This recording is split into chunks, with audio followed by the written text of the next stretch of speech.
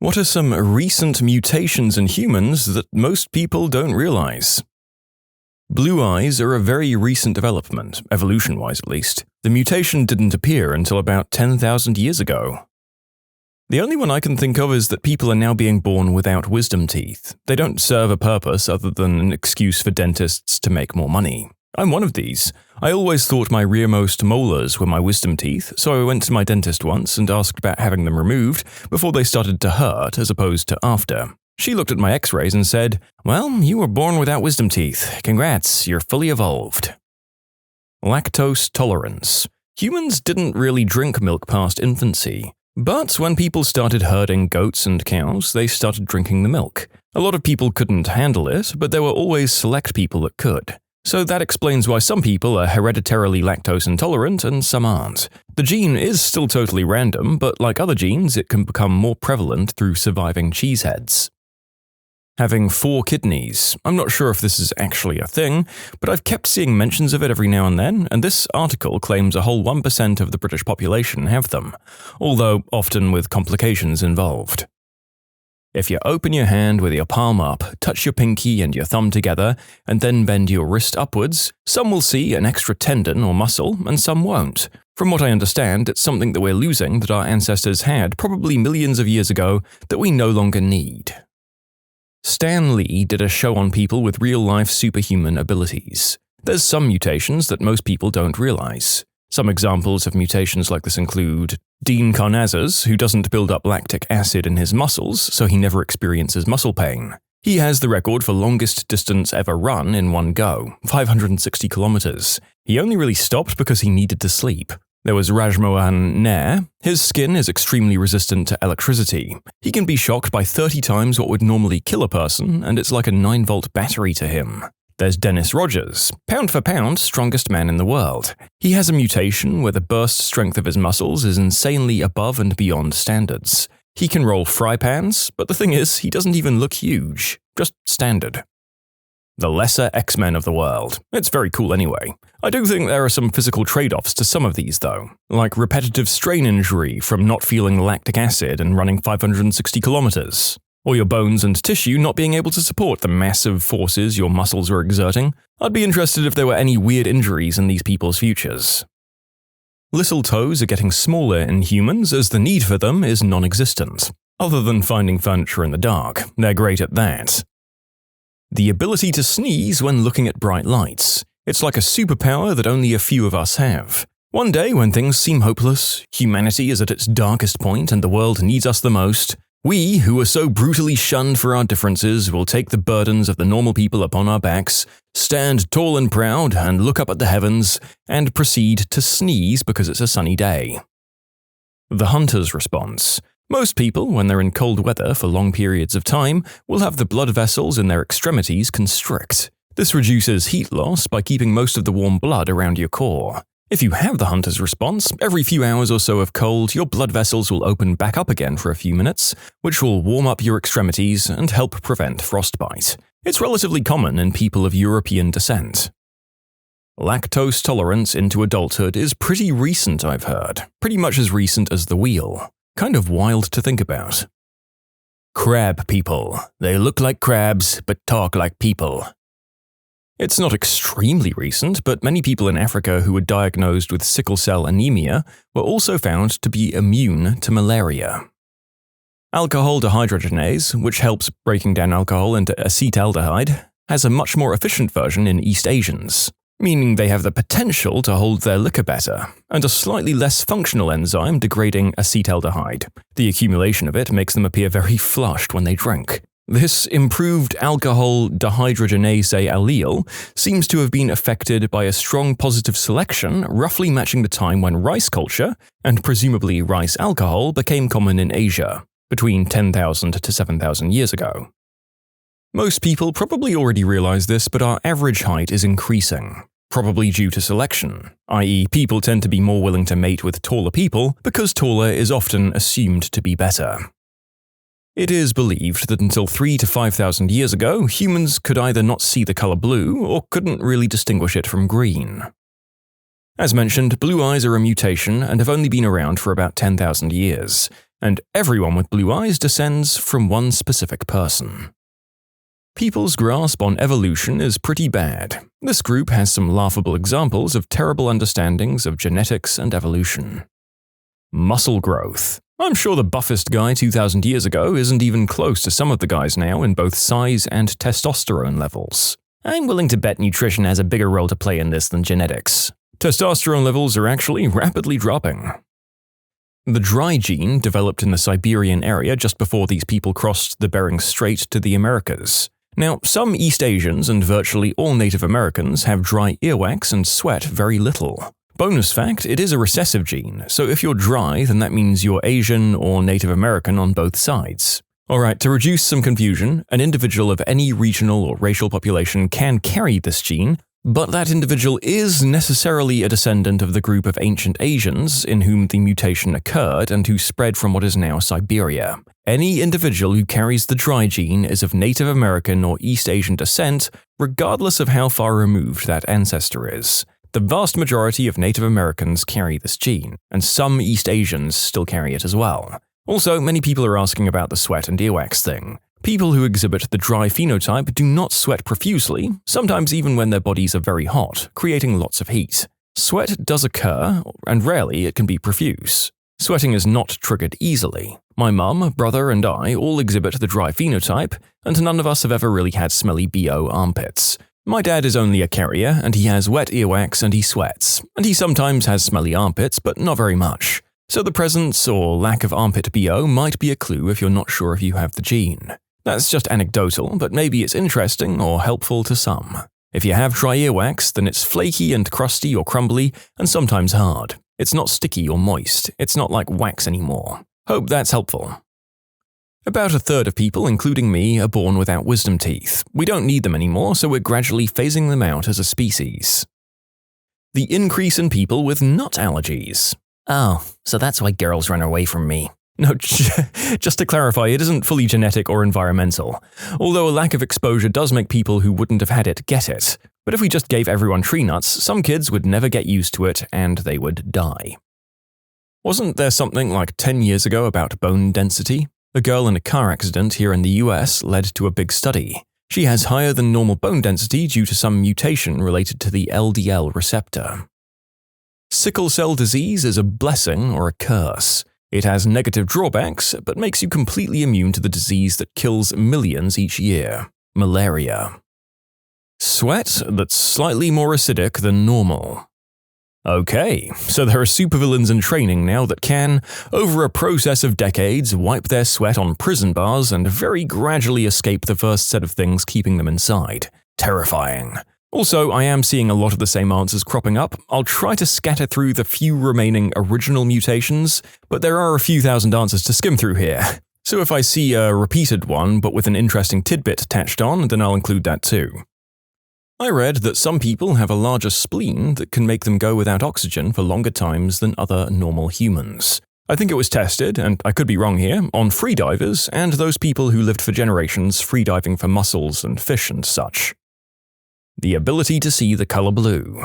This is a relatively recent evolutionary trait. Not many creatures can see the color. Birds are one, which is why you see some birds that decorate their nests with blue things they find. It stands out to other birds and doesn't put them in danger since predators can't see it. This also explains why blue and gray colorblind is somewhat common in people. Since it's a new gene, it's still getting all the kinks worked out, so to speak. Not all people are born with wisdom teeth. Many, like me, are born with them only on one side, and a lucky few are born completely without them. Tetrachromacy. They have a fourth color cone in their eye and can detect variations in color much more precisely than the normal trichromat human eye. Native Tibetan women have a mutation which allows them to carry babies to term in extremely low oxygen conditions. China discovered this when they took over Tibet and started trying to colonize it. When they bought their own Han wives, they had something like a 90% rate of the babies just not making it, while the Tibetan women were fine. 12-year-old girls looking like they're 18. Our brains have been getting smaller since around 30,000 years ago. Only the cerebellum, the area primarily responsible for precise muscle movements, is getting bigger. Mutations are the result of Zinch, foul heresy. Smartphone pinky. Look at your right pinky. chances are there's a divot from you holding your phone there. People are certainly living longer, not just in terms of lifespan, but they seem to grow old much later than usual. That might just be medicine's fault, though. I don't have a source and I'm on mobile, so take it with a grain of salt, but I heard within the next 400 to 600 years, humans will have poisonous bite. After a quick Google search, it seems that human saliva contains cytokines, which cause irritation but are not venomous in humans. This could be an evolutionary precursor to venom or an antibacterial agent. However, it would take significantly longer than a few hundred years to develop into full-blown venom. The Sherpa's ability to breathe at high altitudes. Obesity. It's an adjustment to our changing environment and socioeconomics. It's not evolution or mutation, though. I mean, fat cells would be. It's our body's ability to store excess food energy in our bodies. It's an evolutionary mechanism that all animals have. It allows for thermal insulation as well as energy storage for when food sources are scarce. You can submit your own stories to be featured here on the channel. The story submission link is in the description below. And if you want to listen to some vibey music in the background, check out easymode, also linked below, and subscribe. I'm not sure if it's evolution, but a small amount of people, including me, can control their eustachian tube. I can equalize pressure and hear my own heartbeat by opening them. And if I breathe in quickly through my nose with them open and close them suddenly, I can create a pressure difference that lowers my sensitivity to sounds. Very useful in a loud environment. White skin, blue eyes, blonde hair, lactose tolerance, human immunodeficiency virus, immunity. Why are Europeans so mutated?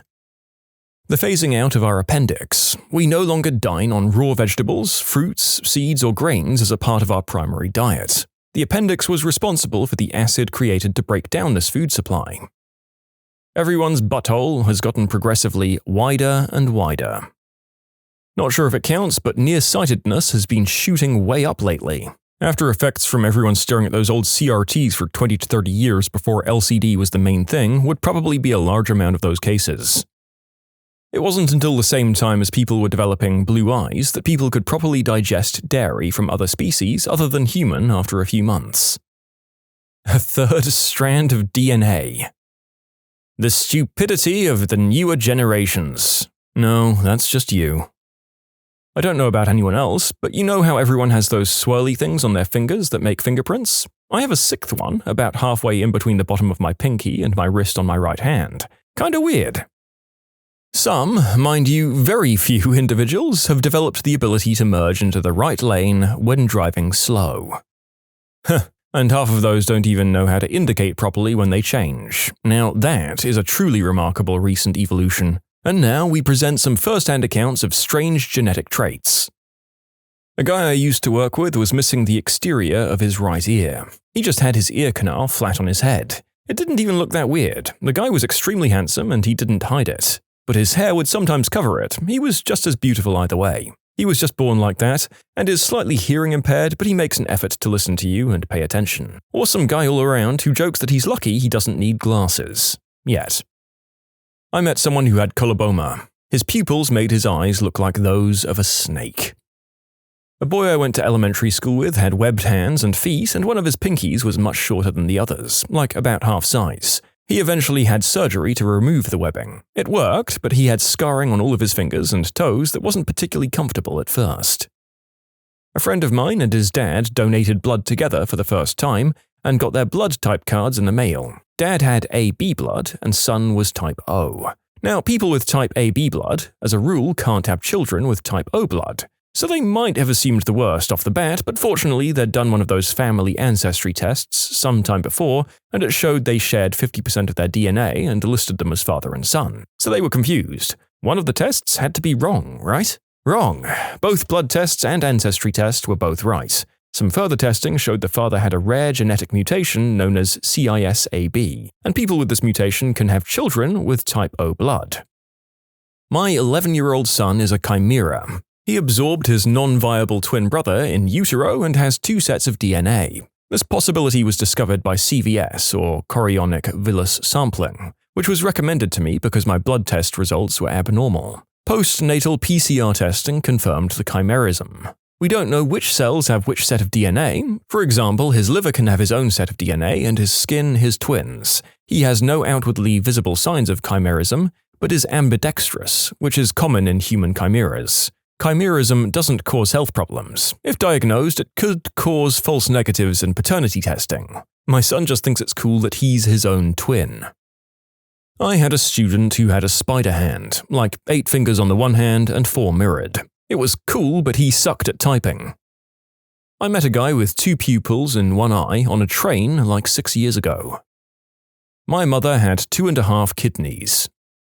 My son has a genetic mutation that's essentially a mirror image of the mutation that causes some people to feel no pain. Those people have a loss of function mutation. He has a gain of function. So in his case, instead of being able to walk through fire and feel nothing, he feels fire when doing things as minor as putting on socks. His genes, and those of others like him, and the genes of the pain-free cohort, are being studied as targets for a new generation of non-opioid pain medications. He's had a difficult journey for sure, but luckily we found ways to help with environmental controls and other accommodations, and right now he's actually doing really well.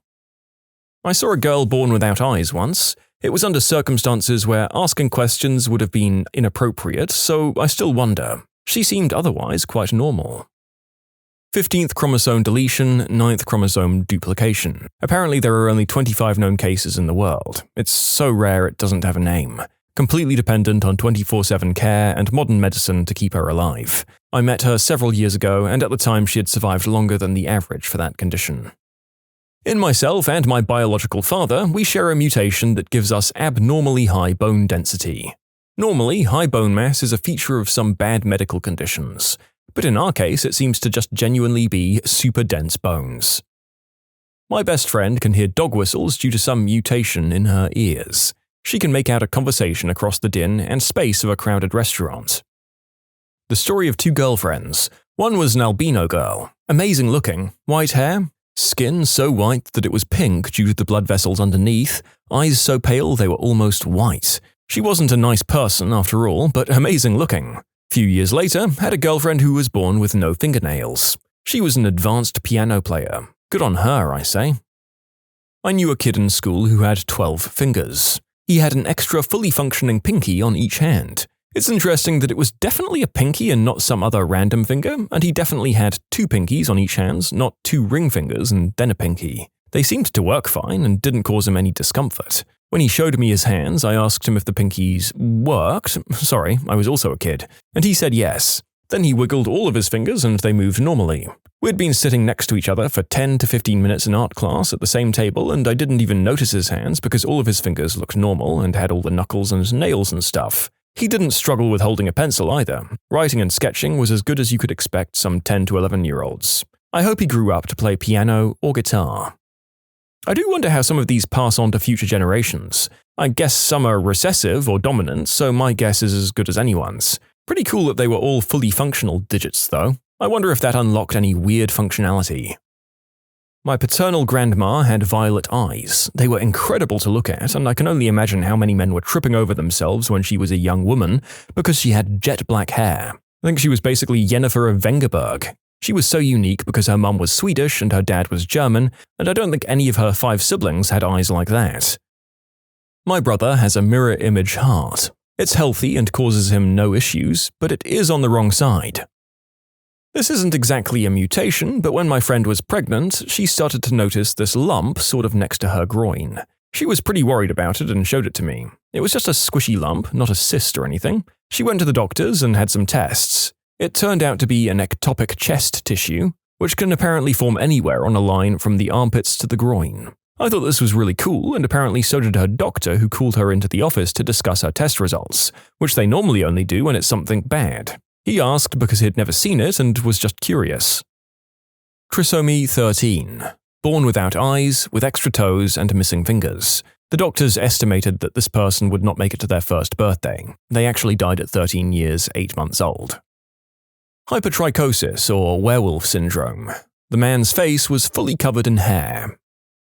A condition called xeroderma pigmentosum, where the person's body is physically incapable of repairing damage caused by sunlight or UV rays. He was born in October and kept mostly inside a very cloudy part of the world, so it wasn't discovered until he was roughly 6 months old and went to the park for the first time and just got third-degree burns all over his body from just 15 minutes in the sun, literally. It's an incredibly rare disorder with a significantly shortened lifespan. There are multiple versions of the disorder, and he happens to have the worst and the rarest one, which also affects his brain. He has neural degeneration, and they don't fully understand why, but it has something to do with his brain cells also not being able to repair stuff. He also can't ever inhale smoke because his internal tissue can't repair either, so if he does inhale smoke, he gets really significant lung damage and could literally die from it. He has to wear specialist gear made by actual NASA to ever go outside. NASA makes and donates this kind of gear regularly for people who have this disorder. He has to have special tinting on the windows at home and in cars and special air filtration systems and whatnot.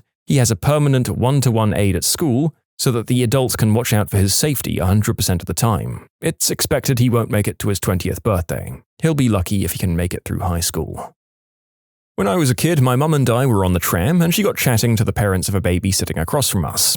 I was interacting with the baby, playing peekaboo and making faces, but when she copied me putting her hands to her face, I noticed she had 6 fingers on one hand and extra nubs of flesh on the outside of both, next to her little fingers. My mum explained later that she was a polydactyl, and that the nubs of flesh were rudimentary extra fingers that weren't fully developed in the womb.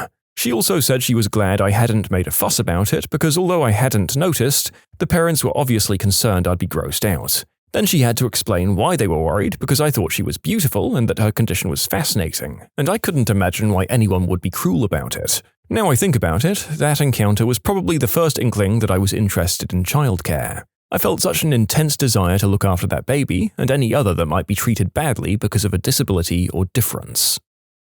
My brother has iris columba. Basically, one of his irises look like it's leaking out of his eye. It doesn't affect his vision at all. I worked with a woman years ago who was born without one or both thumbs. I can't remember. Anyway, they rotated her index fingers around to function as thumbs when she was a baby. She said her grandmother had the same condition and always felt so guilty that she had passed it on. What are the craziest small-town stories from where you grew up? One of my friend's uncles, let's call him Rob, acquired a pet raccoon. He named it Cuddles, and one day Cuddles went missing. So he goes out to the road to check to see if she's been hit by a car, and sure enough, there was a raccoon there, obviously dead. He picks up the raccoon and brings her back to his house and then starts to dig a grave for it. During this time, Rob is calling all his friends and family, inviting them out for a funeral for his dead raccoon. We all show up with food and beer. Rob is crying and finishing up burying the dead raccoon when all of a sudden, Cuddles shows up and starts tugging on his pant leg while he was shoveling. Now, we were all there already with food and beer, so instead of a funeral, we had a celebration for the return of Cuddles. Party included beer, a band, and a pig roast. Rob and Cuddles are often seen together at the various mud bogs my town has. If you don't know what a mud bog is, it's when you drive your usually big pickup truck through a pile of mud and see how far it can be driven through before it gets stuck. Also involves a lot of drinking. More small-town stories. My grandfather, who I lived with when I was a young child, used to play pranks on us. One of his favorites was to go down to the road and pick up possums and then place them in boxes. He'd tell us he'd gotten us a surprise and to slowly open the box. Scared the crap out of me seeing a possum play dead staring up at me. Finally, the umpteenth time of him doing this, I'd learned not to open boxes from Granddad anymore. High school classmate brought to school a decaying human skull he found on his farm. He wasn't sure what it was. It came from a man who'd been murdered in the winter and then stuffed into a drainage tube on this guy's farm. When spring came, thawing snow and rain washed the remains out into the clearing where my friend found the skull. My hometown once had its major roads shut down because a rafter of wild turkeys decided to hang out in the street for a day. Why do I get the feeling like you telling this story is just because you got to say the phrase, rafter of turkeys? I got a parking ticket for $5 for blocking a sidewalk. When I didn't pay it in time, they added on a $2 late fee. In Jefferson City, Missouri, the tickets are $3. Lobbyists visiting from bigger cities are said to skip on paying the meter and frame the tickets in their offices. The narrator should note that these stories and the prices are from the early 2010s and have almost certainly gone up at least a little in the intervening time. Stop loading up your cars for Jefferson City, it might be at least $7 now.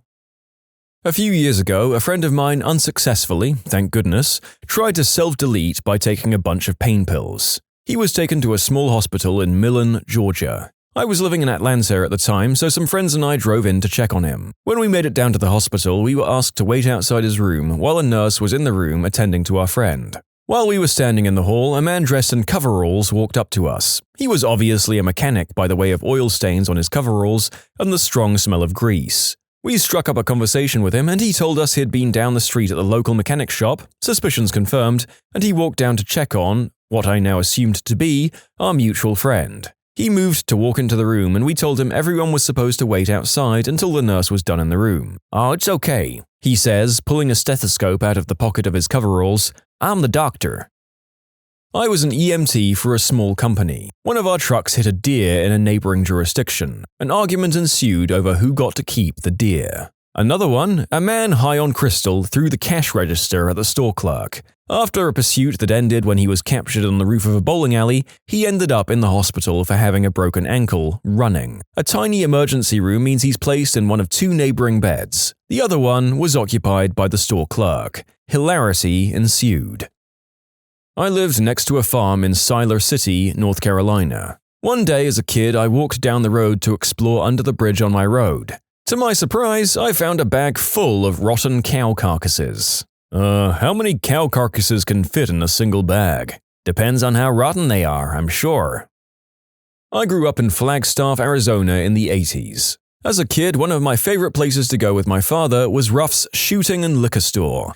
And it was exactly what it sounds like, a combination weapon and liquor store. Another Flagstaff story, there was a small airport outside the town, very small. In the morning, the elk would come through the tree line and lay on the asphalt runway because it was warm. So every morning a bunch of guys would go out onto the runway and basically run around screaming and clapping and flailing their arms to chase the elk away so that the airplanes could do what they do, mostly taking off, landing, and occasionally sliding into a field. Eventually, the elk got used to that, so then they figured that one guy could go out, fire a shotgun into the trees, and the elk would take off. Then they got used to that too. So it ended up, every morning these guys would go out onto the runway and basically kick, hit, and harass these elk until they finally got sick of it and wandered off. This went on for years until some genius, obviously not a local boy, came along and determined that putting up a fricking fence might go a long way in alleviating the Flagstaff Pulliam Airport's elk problem. With regards to your first, I thought that weapon and liquor stores were a common thing. Maybe I live in redneck land as well. There's another store not too far away, in northern Maine of all places, that sells weapons, liquor, and wedding gowns. I crap you not. I don't know if it's still there, but it was the butt end nowhere in Wisconsin near Lake 10. Yeah, that's its name. There was a Casey's that functioned as an ice cream parlor, a pizza place, liquor store, weapons and ammo shop, baits and other fishing supplies, grocery store, fireworks stand and gas station, all at once. It was truly a general store. I remember their homemade ice cream was really good too, but I might be seeing that through my nostalgia lenses. For the curious, I think it was Price County. It's been a decade since I've been there, but the Lake 10 in Wisconsin's Department of Natural Resources matches pretty well with the fishing I remember being there.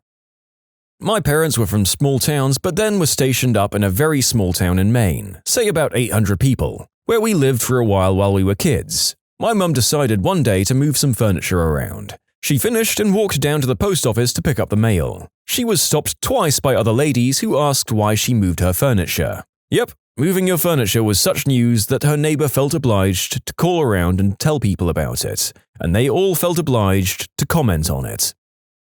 Yeah, those kind of creepy encounters were a daily part of my life when I lived in the middle of nowhere, Kansas as a kid. My brothers and I were well known without knowing anyone else in the town because it's not every day 2 wards of the state are sent in to live with their lesbian aunt. Every day someone was calling us by our names and asking about stuff that I felt they shouldn't have known. It was so weird to me as I lived in a big city before being shoved off to a town of 300 people. Funny thing is, I went to a school about 10 miles away in a slightly larger town of 1,500. When I moved back to the city, my graduating class had over 400 and the whole school about 1,400. Something what the frick, I delivered papers with my brother and 2 cousins in our small town, and it was well known that Charlie's radiator shop was actually a crystal front. I had the pleasure of walking about a mile into the country every day to Charlie's house to deliver his paper. I never had any trouble, but as a 12 or 13-year-old girl, it was pretty terrifying.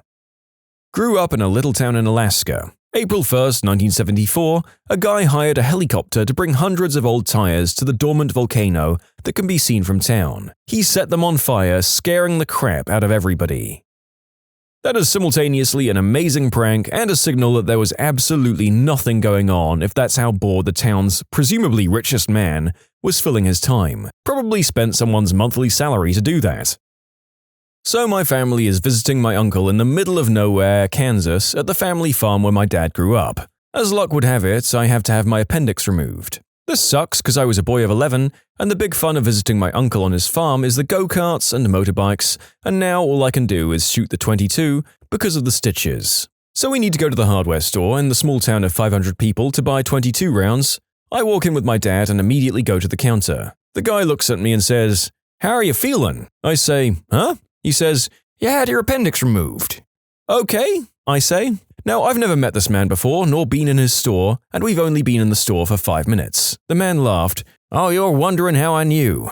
So I read this in the newspaper that John, incidentally the name of my grandfather as well, was admitted to the hospital for an appendix being removed, and I thought it was your grandfather. Then I remember hearing that your father was visiting and his name was John. Then you and your dad came in and I recognized him from when he used to come in, and I figured you were the one with the appendix removed." As we left, I asked my dad, "When was the last time you were in the store?" "Dad, 30 years ago when I was 8. I think the weirdest part of the story is that having your appendix removed was newsworthy. Oh, seriously, our town's local journal printed a story that my dad and his girlfriend once visited me when I was living in the big city for college. I still live in the city. There's no way I'm moving back to that. I don't want to make the front page.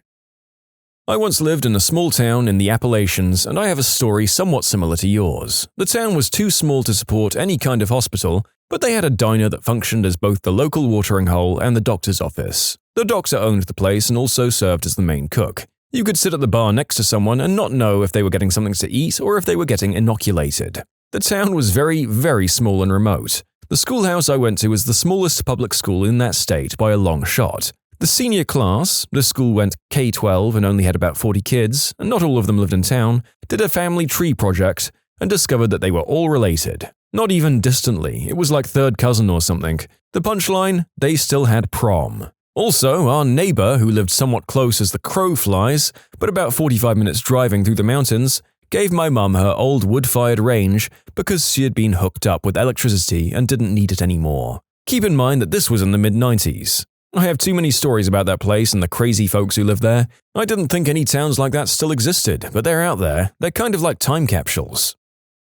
You can submit your own stories to be featured here on the channel. The story submission link is in the description below. And if you want to listen to some vibey music in the background, check out easymode, also linked below, and subscribe. I remember we had this old guy we called the Gum Man. He would hang out in the local Piggly Wiggly, a grocery store, all day and ask little kids if they'd gone to church that week. If you told him you had, he'd give you a piece of gum. It was only later in life that I found out he wouldn't give any gum to black kids, only white. After typing this all out, I realized how creepy the whole thing actually was. Piggly Wiggly, that's the very definition of the South. I'm sure when you enter their store, there's some kind of temporal displacement thingy-majig, and you get transported right back to the 1950s, which might explain what you saw, right?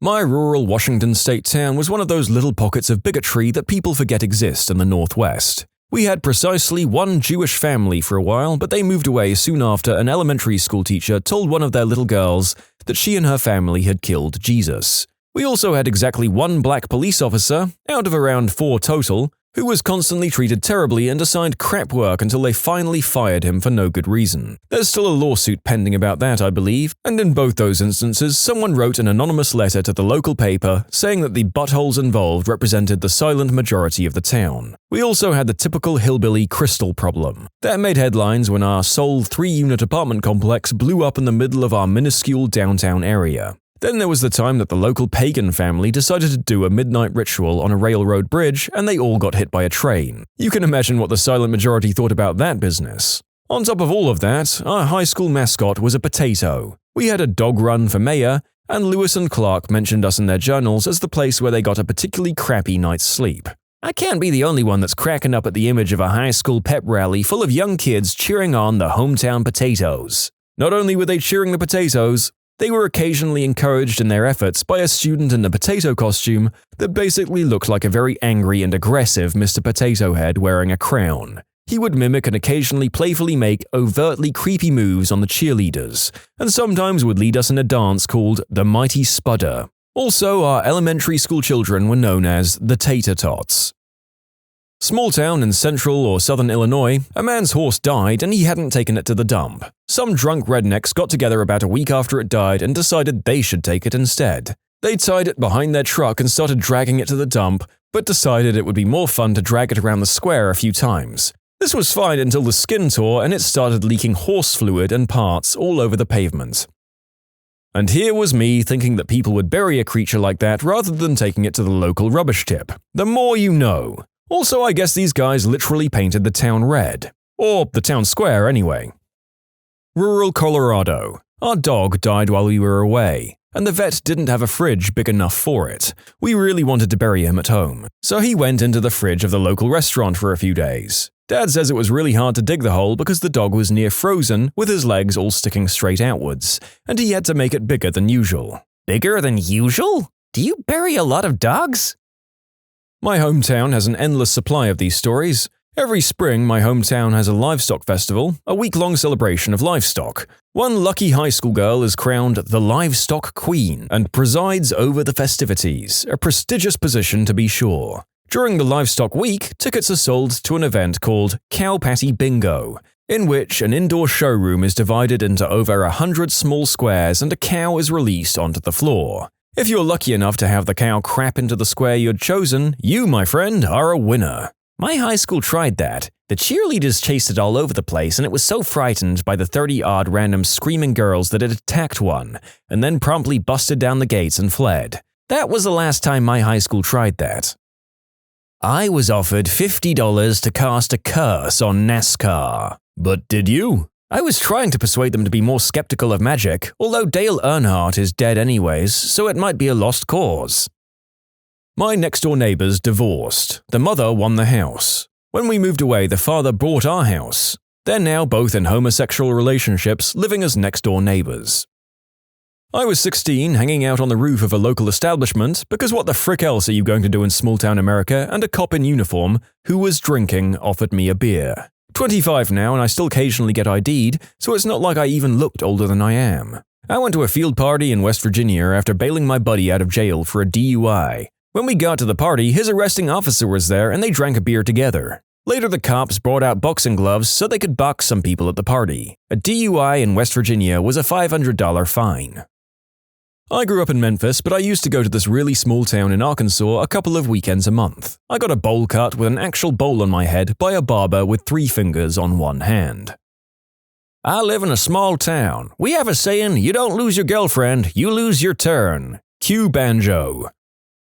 My neighbor was known to bring in junkies, and one of them was a smack addict. Well, this guy disappeared, and after about 3 weeks, a smell started coming from one of my neighbor's numerous camp trailers in his yard. They checked it out and the guy was dead in there. The autopsy reported that he'd had heart failure due to injecting pine sap because he ran out of smack. I have a lot more stories. I grew up in a town of less than 500 peeps.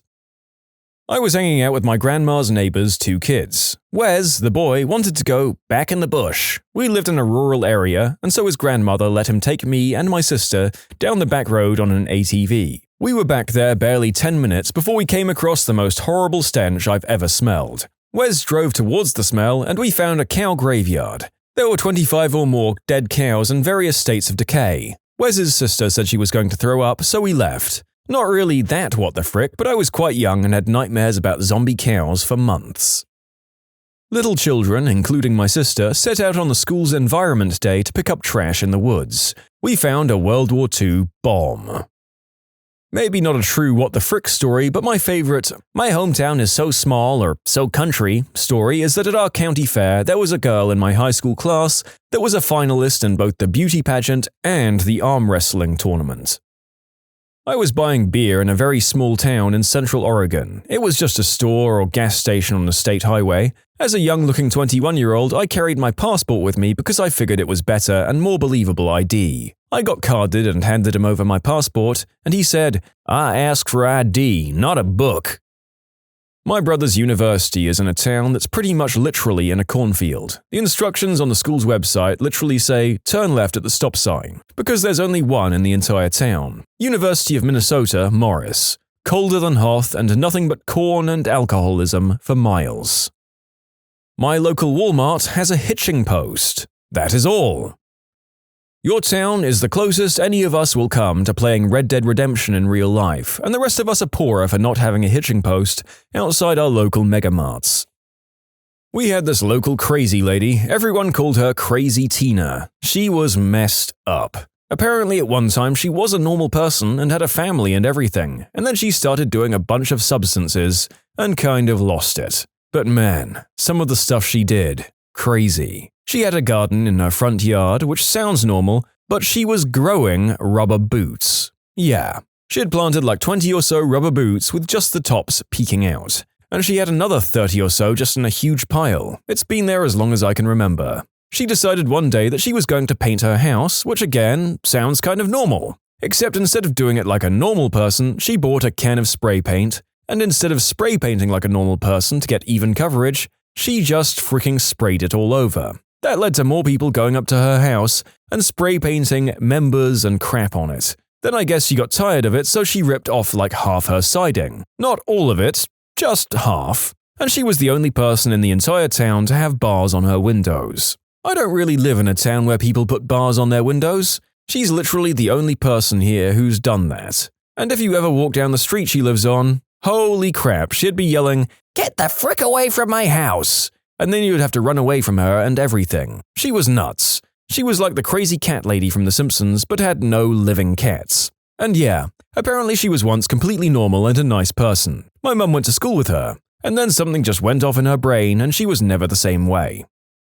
You can always tell when the seasons change in my town by a man named Leon who walks everywhere. He's an older Native American man with long dark hair. When it starts to warm up every year without fail, he starts to wear his cut-off jean shorts. His legs are always shaved and he oils them down. He completes his look with a button-up Hawaiian shirt, a safari hat, and Keds.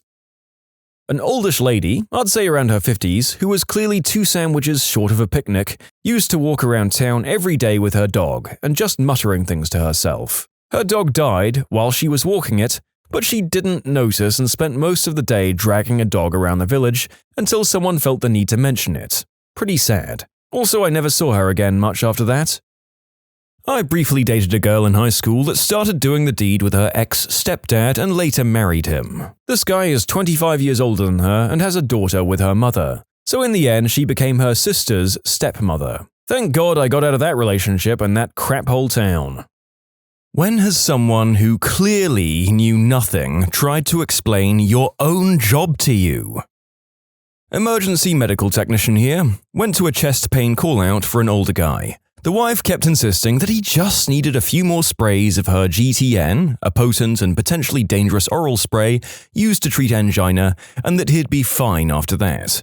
She'd already administered goodness knows how much before we got there, which had tanked his blood pressure to dangerously low levels. Also, after checking him over, it became pretty clear that the pain was a result of a chest infection and not a cardiac event. So, as we transport him and try to prevent him from dying from the overdose of medicine she gave him, she's still harping on that we need to give him more because she knows it will work. When we turn our backs, she whips out a bottle of it and tries to give him another couple of doses. After we confiscated it and sat her back down, she demanded we let her use our truck cell phone to call our manager and complain that we were idiots and didn't know our job.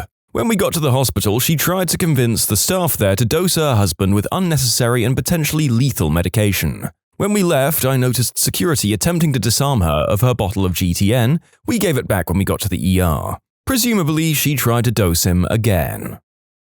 I'm a travel consultant. I've been working in the hotel world for 15 years, working in hotels as front desk, sales, group block coordinator, reservations, sales agent, and now I'm a travel consultant. There was an Ask Reddit thread, I forget what it was for, but someone was harping on about how the hotel couldn't refund them. How dare they tell me to contact Expedia? Many of the people responding to that person were like, "You go, girl, you report that place," or something along those lines. I wrote a response to it and said, actually, the hotel really can't refund you if you went through Expedia. You didn't pay the hotel, you paid Expedia. but Expedia bought the room for the hotel and therefore I did pay the hotel. No, the room was Expedia's to sell and you bought it, and the hotel can't refund you. Even if they wanted to, they couldn't because Expedia has your payment, not the hotel. The third party doesn't provide anything to the hotel other than the dates of stay, your room type, and that's it. They don't even tell us your phone number most of the time. Sometimes they give us a throwaway email. Well, that's bullcrap. Rabble, rabble, rabble. Well, no, that's not bullcrap. Imagine I bought 10 candy bars from the grocery store and then sold those candy bars at whatever price I decided was profitable. The people who brought those candy bars could not go to the grocery store and complain that something was wrong with it and demand a refund from them because they didn't buy those candy bars from the grocery store. They brought them from me. That store may even have a nice refund policy, but I may have a non-refundable policy. And because you brought it from me, you're subject to whatever policy I have in place. Much like buying a room off Expedia. I got this biblical flood of responses from people who claimed to be like, I work front desk, I don't know what you're talking about. And other people who claim to be avid travelers going, that's bullcrap, the hotel should do something, rabble, rabble, rabble.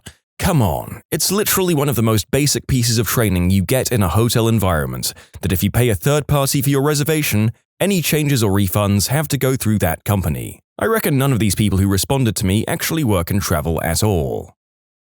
I'm a physician. My mum knows more about medicine than me. I don't even try. Doctor here, my mum also knows more about medicine than me.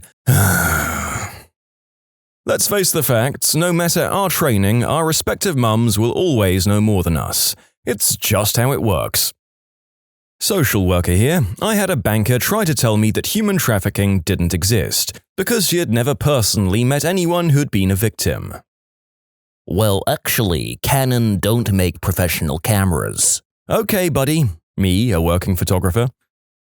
Working in VFX, you will now and again expose someone to a naturally photographed shot you haven't worked on yet, only to hear it looks fake. Similarly, a shot in which many things are indeed fake, some yuts will inevitably pick out a real object and say it needs to be redone to fit in better. It just doesn't look like a natural part of the scene. Say what? It looks too synthetic. It's a physical prop shot in camera. Well, what did you do to it? I let light fall on it in front of a light sensor. Also in VFX and animation, and the amount of people who think the computer literally does everything for you is maddening. One lady couldn't fathom why they would pay me to do my job when the computer just does it all for you anyway. It can't be that hard. Trust me, I wouldn't be working this much overtime if I clicked the rig or sim button and had my entire asset or shot instantly done for me.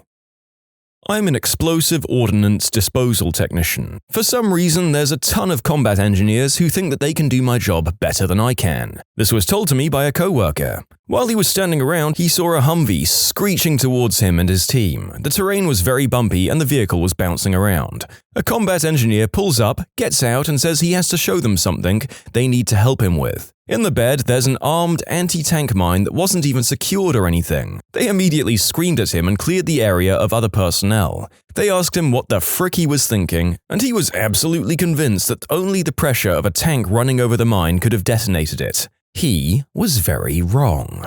It could have gone off while it was bouncing around in the bed of the vehicle. He wouldn't listen, and he was absolutely convinced that he was correct. Fricking moron is lucky to be alive. Well, he survived that ordeal but probably got himself killed at some point after the fact. My buddy and his team moved the mine to a safe location and blew it in place. My coworkers do stupid things, but not to things that actually blow up. Wow.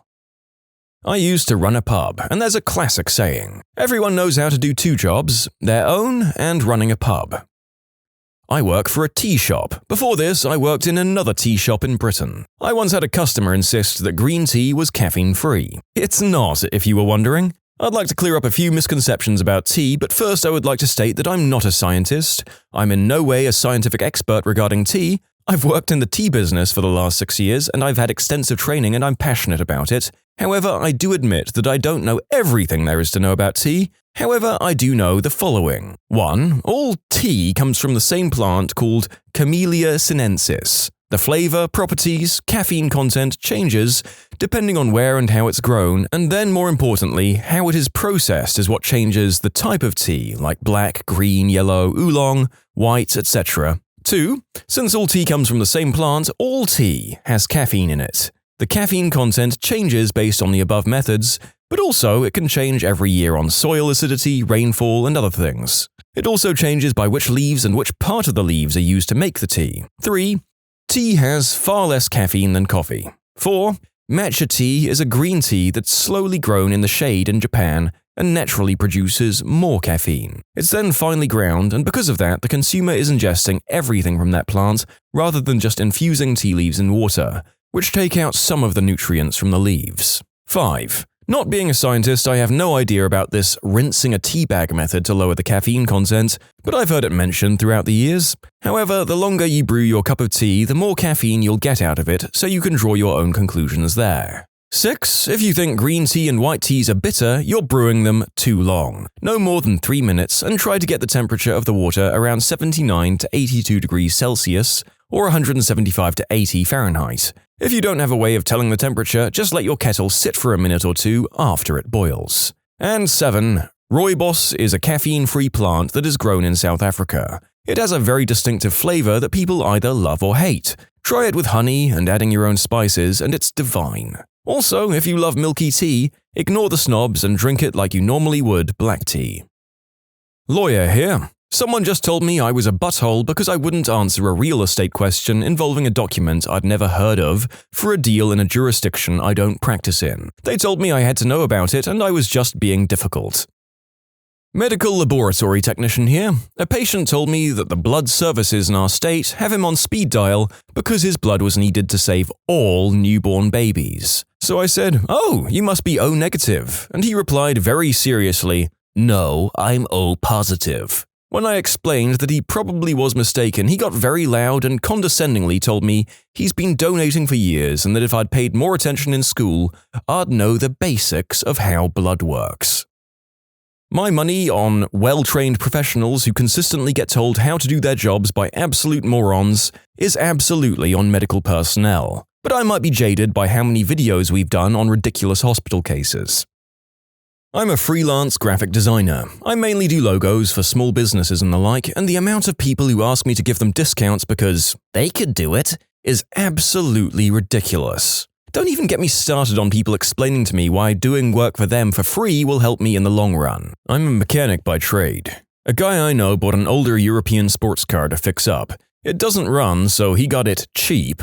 I told him that it's definitely going to cost him way more than he thinks, and it's not going to be easy for him to do it himself, not to mention the difficulties of finding parts for it. He'd probably save money if he just bought a new one. He just blew me off and gave me some strange twisted reasoning about how he can do it cheaper and make it better. Okay dude, whatever. So far he's sunk thousands of dollars into it, and it still doesn't run. I believe that he's pretty well invested into the sunk cost fallacy at this point. Goodbye retirement fund. My dad tried convincing a biology student of the importance of cryptozoology and the existence of Bigfoot. Bartender. I'm consistently amazed at how little people know about alcohol. I've got a million stories, but there's one request I've been getting a lot lately. My bar has a Long Island variation that's essentially a shot each of tequila, vodka, rum, and gin, along with peach schnapps, Sprite, and 2 very sugary fruit juices, topped with grenadine. People have been requesting this drink without the grenadine because they think that extra sugar is what's making them hungover. Nah man, you're hungover because you just took 4 shots and consumed 80 grams of sugar. Trust me, that 1/4 ounce of grenadine is not going to make up the difference. You can submit your own stories to be featured here on the channel. The story submission link is in the description below. And if you want to listen to some vibey music in the background, check out easymode, also linked below, and subscribe. I'm a commercial property manager. In certain commercial leases, it's the tenant's responsibility to maintain plumbing, HVAC, etc., so you don't call your manager and demand your bulbs need to be replaced or toilets leaking like you would in a residential. One of my properties had a main meter from the city, then sub-meters to the individual suites. Our meters were monitored and billed by a third party who would then let us know if a tenant's usage had spiked. We'd let the tenant know that they probably needed to investigate since something on their side of the meter was possibly leaking. We notified the tenant. He freaks out and tells us nothing is leaking. He freaks out further when his bill is 4 times higher. I tell him again, maybe you should get a plumber to investigate. He says he doesn't need a plumber because he's a water engineer. Side note, his business was one of those mailbox stores in a shopping center. Turns out his toilet was running. I'm a music producer and engineer and studio instrumentalist, and it's amazing how many of the artists I work with, many of whom are talented singers but have no knowledge of music theory or recording, think that they know better than me about it. It slows down an already tremendous process. I'm a water professional. I've been told numerous times that there are no asbestos water pipes. I've been told that would be illegal and unethical. Asbestos concrete pipes are one of the most common types of water and sewer pipes. When I bought a house, people told me not to bother with an asbestos check because it's been banned for decades. 1. It's only been banned since 2003, and 2. The house was built in the 80s. I'll leave it up to the professionals to tell me. I had someone argue with me that vaccines gave their child Down syndrome. Yep, injecting unsuspecting babies with extra chromosomes. I'm a radio presenter. I once spent 15 minutes at a dinner listening to a woman tell me that I didn't work on a certain radio station, that I'd worked on for 6 years. It was honestly the maddest thing I've ever heard. No, it's not that one. And if you really don't understand, don't worry, me neither. I once had a lady call my house 5 times in 2 minutes asking for some random person, even though I'd told her she had the wrong number and that it was only my wife and I that lived there. She said, absolutely livid, "Excuse me, I do not have the wrong number." I sell tickets at a ski resort. Last Monday we had a Rotary night where tickets are cheaper than normal and all proceeds go to charity. Tickets were $25, but if you brought them online they were $20. This one lady came up and asked for a ticket and I told her the price was $25. She got super angry and insisted that they were $20. I show her on my computer how much they are when I ring a ticket up. She claims that nowhere online does it say that the $20 tickets are online only. So I pull up our website and show her that it does indeed say that the $20 ticket is online only. At this point, she's raised her voice at me and tells me that it didn't say the same thing earlier that day, which everyone I work with knew it did. She makes me call a manager and she says the exact same thing to her and explains to her that these tickets are normally $72 and she's saving money today anyway. Plus, all proceeds go to charity. She gets angrier and states that she isn't here for charity, we normally aren't open on Mondays or Tuesday nights anyways. My manager proceeds to tell her that there's nothing we can do about the price change and that she can either buy a pass or not. She goes to find her family and comes back with her husband, who tries to say the same things. I don't make enough money to deal with this sort of crap. I'm a standard small shop barista and once a girl asked me to make her hot chocolate with a shot of espresso, which is what a mocha is since we use the same chocolate powder for both types of drinks. I tell her, "Oh, do you mean a mocha? If I charge you for a hot chocolate plus the extra shot, it will be more expensive than if I just charge you for a mocha, ma'am." She proceeds to tell me that she knows more about coffee and that the two are totally different due to the different ways we prepare the chocolate. Instead of arguing with her, I go ahead and make her the drink, but I'd already written the M for mocha on her drink label. When I hand her the drink, she proceeds to get massively angry and demand that I remake her drink like she said, a hot chocolate with an extra shot. So I go back to the bar and basically just put her old drink into a new cup with HC for hot chocolate. She takes a sip and goes, "Yep, much better." The narrator feels that one. I can't say too much, but I've made a lot of coffees in my time and people's placebo can be very intoxicating to them. Pediatric nurse. So I love hearing how bad vaccines are and how medications are toxins and chemicals, how effective essential oils are, and how the fact that each nurse does certain things a little different means that it must be wrong. NICU nurse here, and I just love when the mum who did substances during her pregnancy refuses vaccines because they're toxic or dangerous. Sure, lady, some of these mums also love to tell you that the reason their kid is fussy is because you're failing to do something as their nurse, change the diaper or feed him enough. It couldn't possibly be because their child is withdrawing. I'm not saying that all mothers who do substances are like this. Some of them realize the harm they did and really try to help their baby and get help for themselves.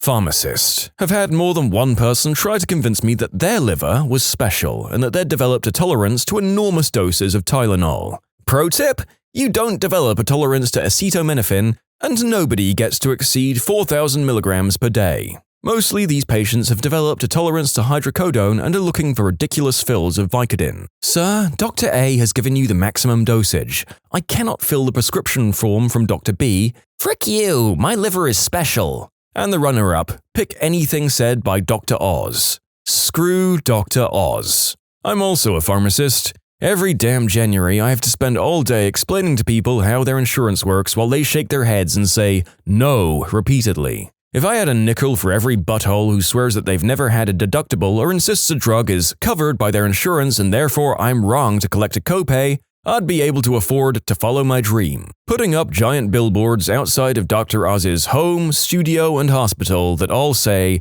F Dr. Oz. Back in my barista days, I worked part-time at Borders. One night, a guy came in and asked for a cappuccino. I made it and he took it to go, add sugar, and came back with the snottiest attitude, asking why I didn't put whipped cream on it. I explained that whipped cream wasn't standard on a cappuccino, and he insisted that it was. I offered to put some whipped cream on it, but that wasn't sufficient. He berated me for not knowing how to make a proper cappuccino, and he lived in Seattle for years and knew coffee better than I did. Finally, I got annoyed and pointed out where he could find books about coffee and told him if he could find one that said a cappuccino was generally made with whipped cream, I'd give him a cookie. He said, "You're on," and stomped off in the direction of the books, and I never saw him again, jerk.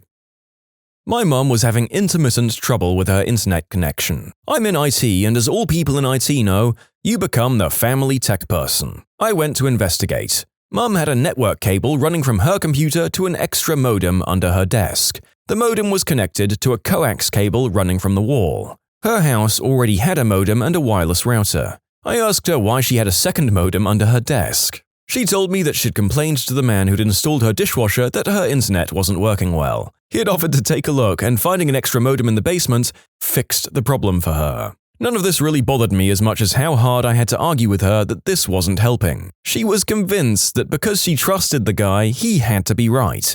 She finally relented when, face in my hands, I groaned, "I do this for a fricking living."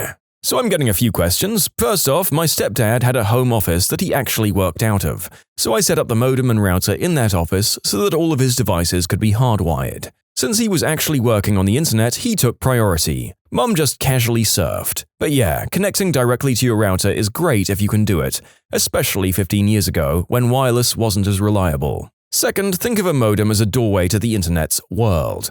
The router just splits off access to that door so that multiple devices can go through it. And each door or modem has a key called a MAC address that your service provider needs so that you can walk through that door, but the world doesn't start until the line from your house hits the pole. So knowing this, a second door won't get you to the world any faster, and it certainly won't work without giving your ISP its key, MAC address. Even if you could get it to work, which I don't think you could, it would be like putting a second front door on your house. So basically, the modem under Mum's desk was just a powered-on brick that was talking to nothing. I hope that explains things, but maybe someone out there can do a better job of it. Oh, and also, the issue was a crappy aftermarket wireless card in Mum's PC that was a finicky beast. But it was so long ago I can't remember if I replaced it or suggested that she get a newer PC, or hers was near the end of her life. I think I also just moved the router a little. I did a lot of work for them over the years, it's hard to remember all the fixes. Oh, and my stepdad would slip me a $50 every now and again because he knew that, at the time, desktop support charged about $80 an hour. It was a nice gesture and filled my beer fridge. I'm a tattoo artist. I had a client try and tell me how I should go about tattooing color. She was completely wrong, by the way, and she wouldn't believe me when I tried to explain how tattooing actually worked because her cousin told her how it is. Also had someone tell me once that they thought tattooing seemed pretty easy and that they could probably do pretty well at it because they decorated cakes at Hy-Vee.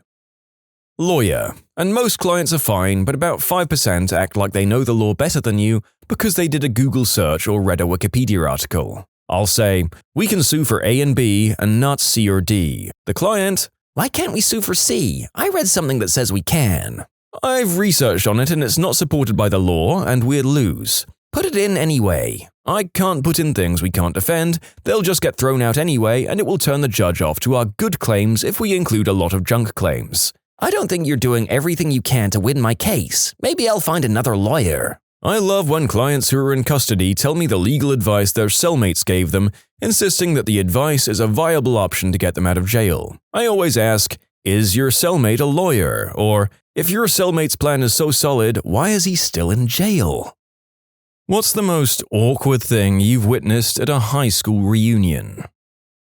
Not me, but my brother-in-law's high school reunion. A guy that was severely bullied in high school started a Facebook group to get the ball rolling on planning a high school reunion. He planned the venue, food, drinks, and asked everyone to pay a ticket price to cover it all. He organized the money to go into a provided bank account, received more than 200 people's dollary dues, and then effed off. Never to be heard of again. I've never laughed so hard in my life.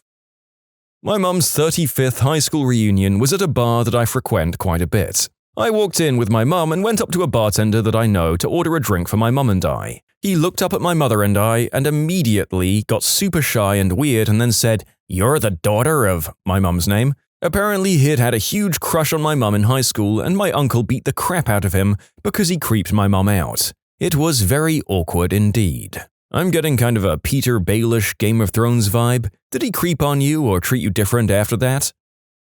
I play in a band. We got booked by a restaurant for some class reunion. I showed up to set up for the gig and it was my frickin' class. I wasn't even invited. Hey everyone, before we start, I'd like to dedicate this first song to my high school class with this message. Frick you, and frick you twice for not inviting me to the class reunion. Also, frick you guys.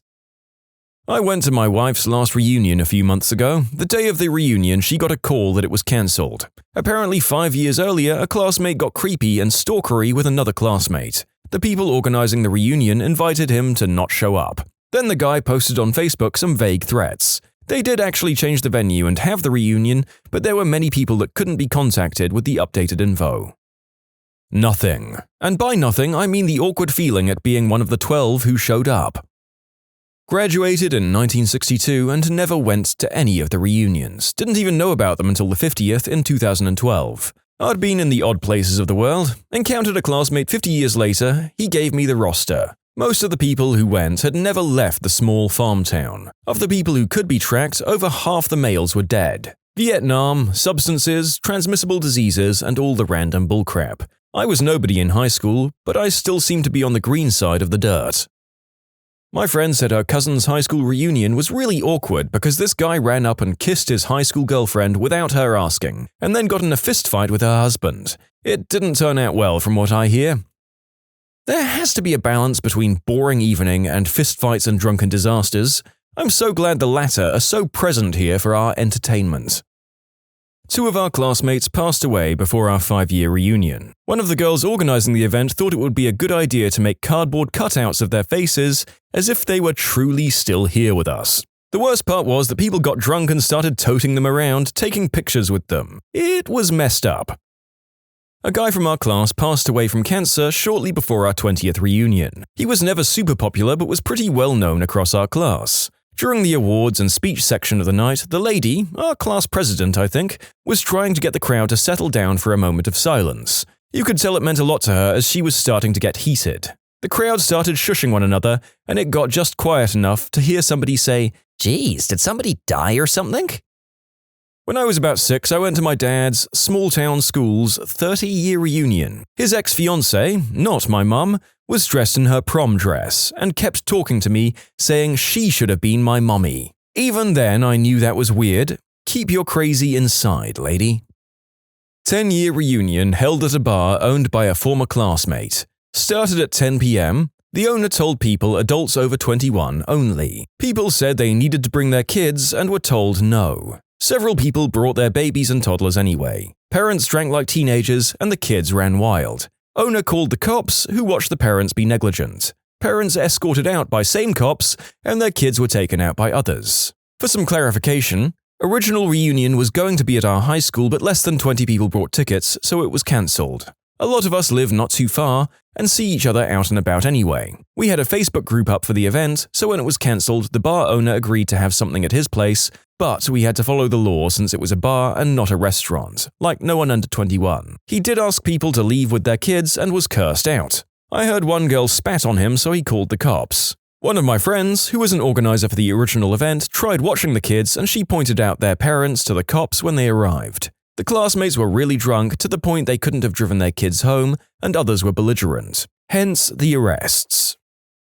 I was there with a friend when he saw his ex. They approached each other, him going in for a hug and her extending her hand to shake. When they each realized what the other was doing, she put her arms out for a hug and he extended his hand to shake. By the time they touched, it was just a jumble of hands and arms weirdly touching each other. He started by saying, "So, how have you been?" And I just said, excuse me, and got the heck away from that. A girl I like, we work at different facilities but hang out a lot at trainings, came down for an audit. She introduced me to someone she's training and we talk for a bit until they have to leave. She invites me to join all of them for dinner and I say cool. I go for a hug and she sticks her hand out and we both sort of back up and flip our actions, so I stick my hand out and she goes for the hug. We hug and it was awkward. That night at dinner, we're joking, we all have a few drinks and I excuse myself for the night. She stands up from the table and her arms start to open up, but I instinctively reach out to shake her hand. The guy she's training has a huge grin as she turns red in the face, shakes my hand and says goodnight. At my 10-year high school reunion, a guy I hated and who hated me showed up and came directly towards me. Not saying anything at all to me, he then engaged the person standing right next to me on my left. He proceeded to move around the room talking to literally everyone there, only 33 people in my class, and stopping with the person on my right. Didn't so much as acknowledge my existence the whole rest of the day. It was super weird at the time, but many years later it was the most memorable thing that happened. I laugh about it now. At my 10th, the organizers gave awards to people for various reasons. One girl from our class was given an award for having the most kids of anyone there. She had had 4 by different guys, which was part of the announcement. The look on her face as she slinked up to the podium said it all. At mine, someone made a speech along the lines of, "To all those that felt picked on or bullied, I have something to say to you." She then started to sing Let It Go from Frozen. A kid in my class, 1982, was hit by a car during our junior year and wound up in a persistent vegetative state. We had heard bits and pieces of information about him over the years, but none of it sounded reliable. He was dead, he was still in a coma, he'd come out of it, he was normal, he'd become a born-again Christian, he lived at home and couldn't do anything for himself. You name it, we had heard it. Every reunion, there's still some misinformation being passed around about the guy. In our 10-year reunion program, he was in the In Memoriam page. Then it was pointed out that he wasn't dead. Last fall, we had our 35th reunion and he was announced along with the "Let's take a minute to remember our departed classmates," and then others pointed out that they thought he was still alive and living in Florida now. I don't think we'll ever find out the truth. Not that it matters though, he was a fricking jerk anyway. I wonder if the truth will ever be known about the Floridian man of mystery. Or maybe the author is the reason he's missing and is covering his tracks.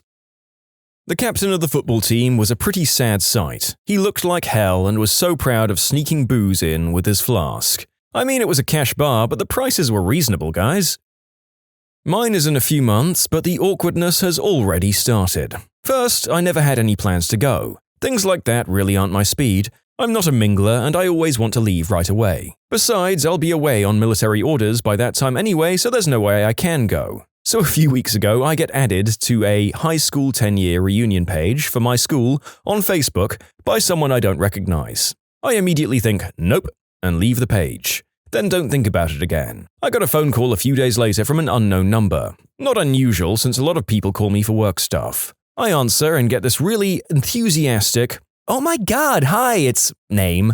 How are you?" I apologize and tell her I think she's got the wrong number. I don't know anyone with that name. She says my whole name and says she's got my number from a friend from high school. She was the class president, but to be honest, I don't remember her. She asks about the reunion. I politely tell her I'm not going, I have other obligations. She says, "I don't know if that will work, I'll be in touch," and hangs up. I'm like, what the frick, but whatever. A few days later, I get added back to the same group by her, and again, I leave it. Not 30 minutes later, I get another call from her. She wants to know why I left the group again, and again I tell her I have other obligations. She told me that, "You don't skip reunions, we've planned this for years, you'll be there." So sarcastically I said, "Okay, well, save me a spot then," and hung up. A third time I'm added to this group, I'm like, for frick's sake, and I leave again. I get a call and this time she's calling to tell me that my ticket and dinner money are due by the end of the week. I politely remind her that I'm not going. She gets snooty and informs me that the venue and catering have already been reserved and that I will need to pay for my meal as the fund wouldn't cover it.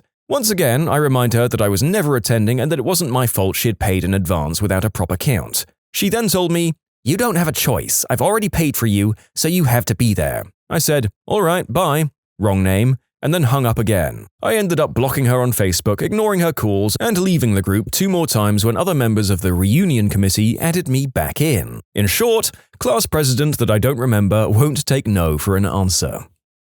You can submit your own stories to be featured here on the channel. The story submission link is in the description below. And if you want to listen to some vibey music in the background, check out easymode, also linked below, and subscribe.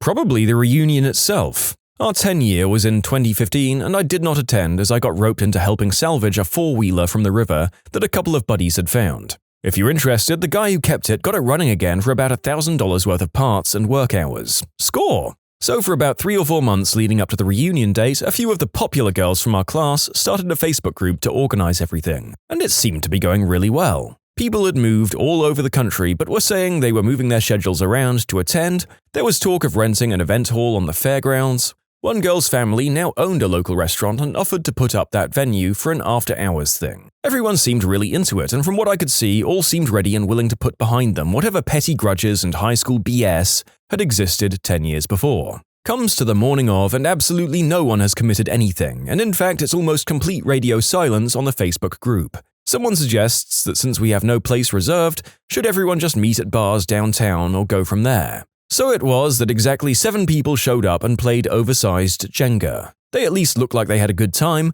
but what a letdown. I was initially a bit bummed about knowing I was missing our reunion, but when I saw the turnout on Facebook when I got back into cell range, I wasn't that disappointed anymore. That's not too different from mine. We'd planned an event, but apparently the turnout wasn't high enough to cover the cost of the place. That fell through, and one of the organizers made a melodramatic post in the Facebook group, and another organizer put together a small gathering plan for whoever showed up to get dinner. Got 6 of my class plus a girlfriend of one of the guys, had dinner, and then we all hung out at one person's apartment for a couple of hours reminiscing. I think that was probably more fun than the original plan would have been, to be honest.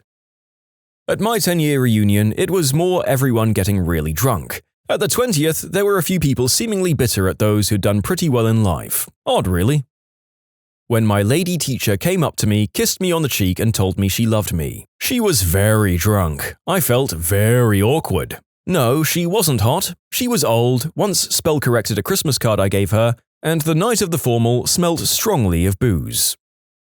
Haven't had a high school reunion yet, but here's a fun one from my mum's 3rd reunion. She went with my dad back to her hometown for the reunion. My dad grew up in a different place, so he didn't know anybody there. Bored out of his mind, he decided to have some fun and found a way to discreetly ask someone who the biggest juvenile delinquent troublemaker was in their graduating class. Let's call him Albert Davis. So my dad went to the name tag table and found Albert Davis's name tag. He put it on and went around saying hi to everyone just to watch their reactions, because most of them assumed that Albert Davis was in prison. My mum did not think it was funny. Allow me to introduce my partner, the one in our year voted most likely to end up in prison. Excellent prank.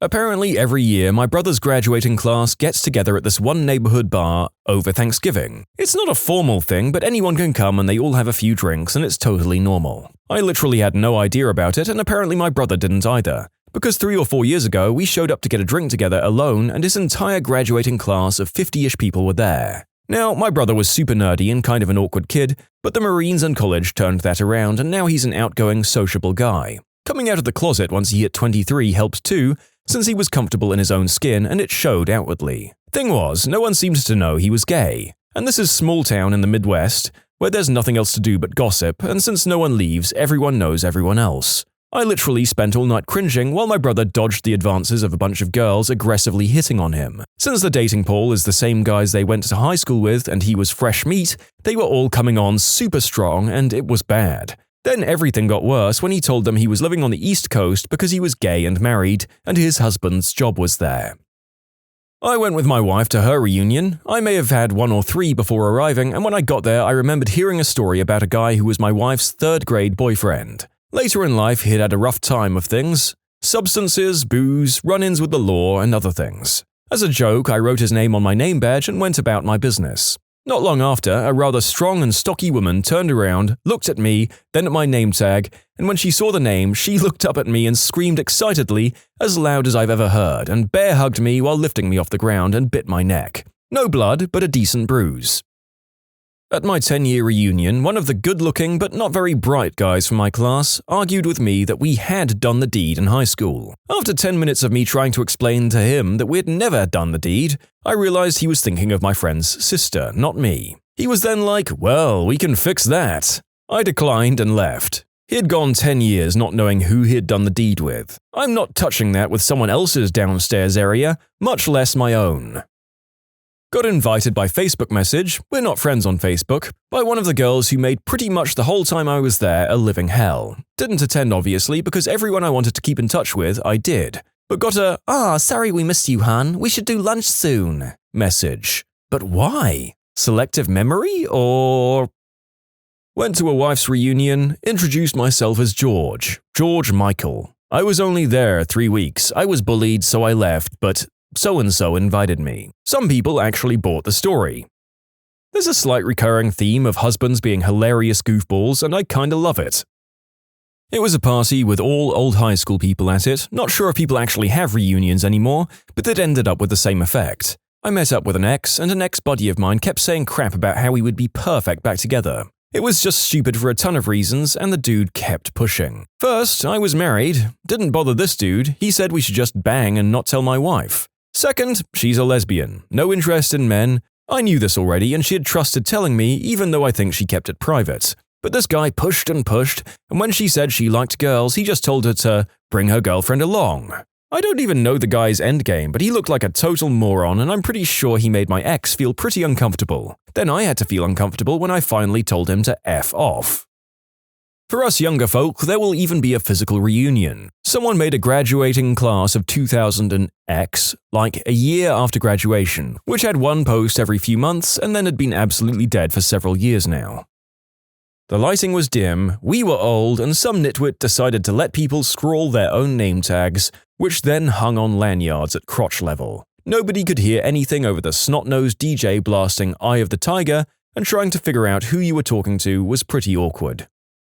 My wife at the time and I had dated all through high school and college. We married and had a child. We still had a few close friends we graduated with that were going as well. I would say that there was about a 70% turnout.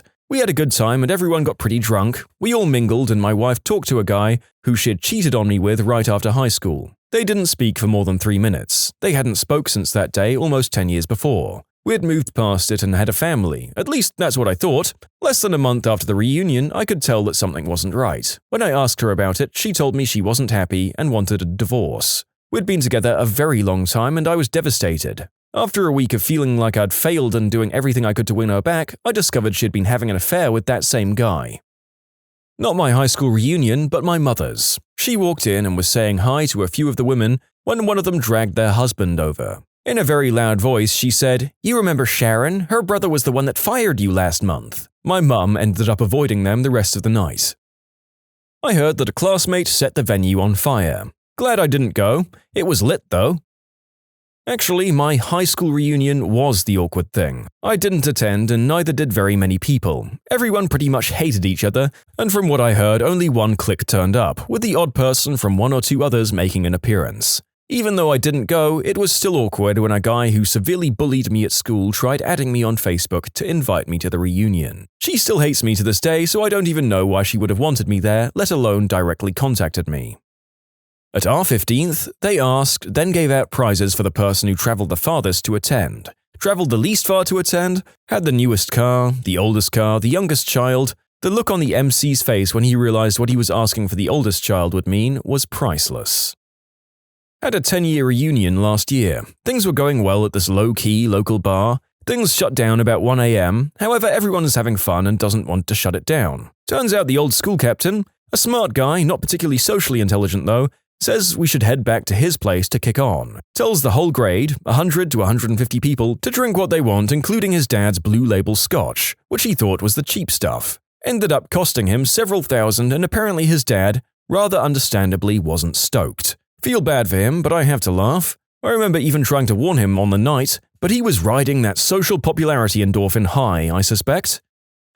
I was in the first integrated high school class in 1971. For our 10-year reunion, the organizers did not invite any of the black students. I haven't been back.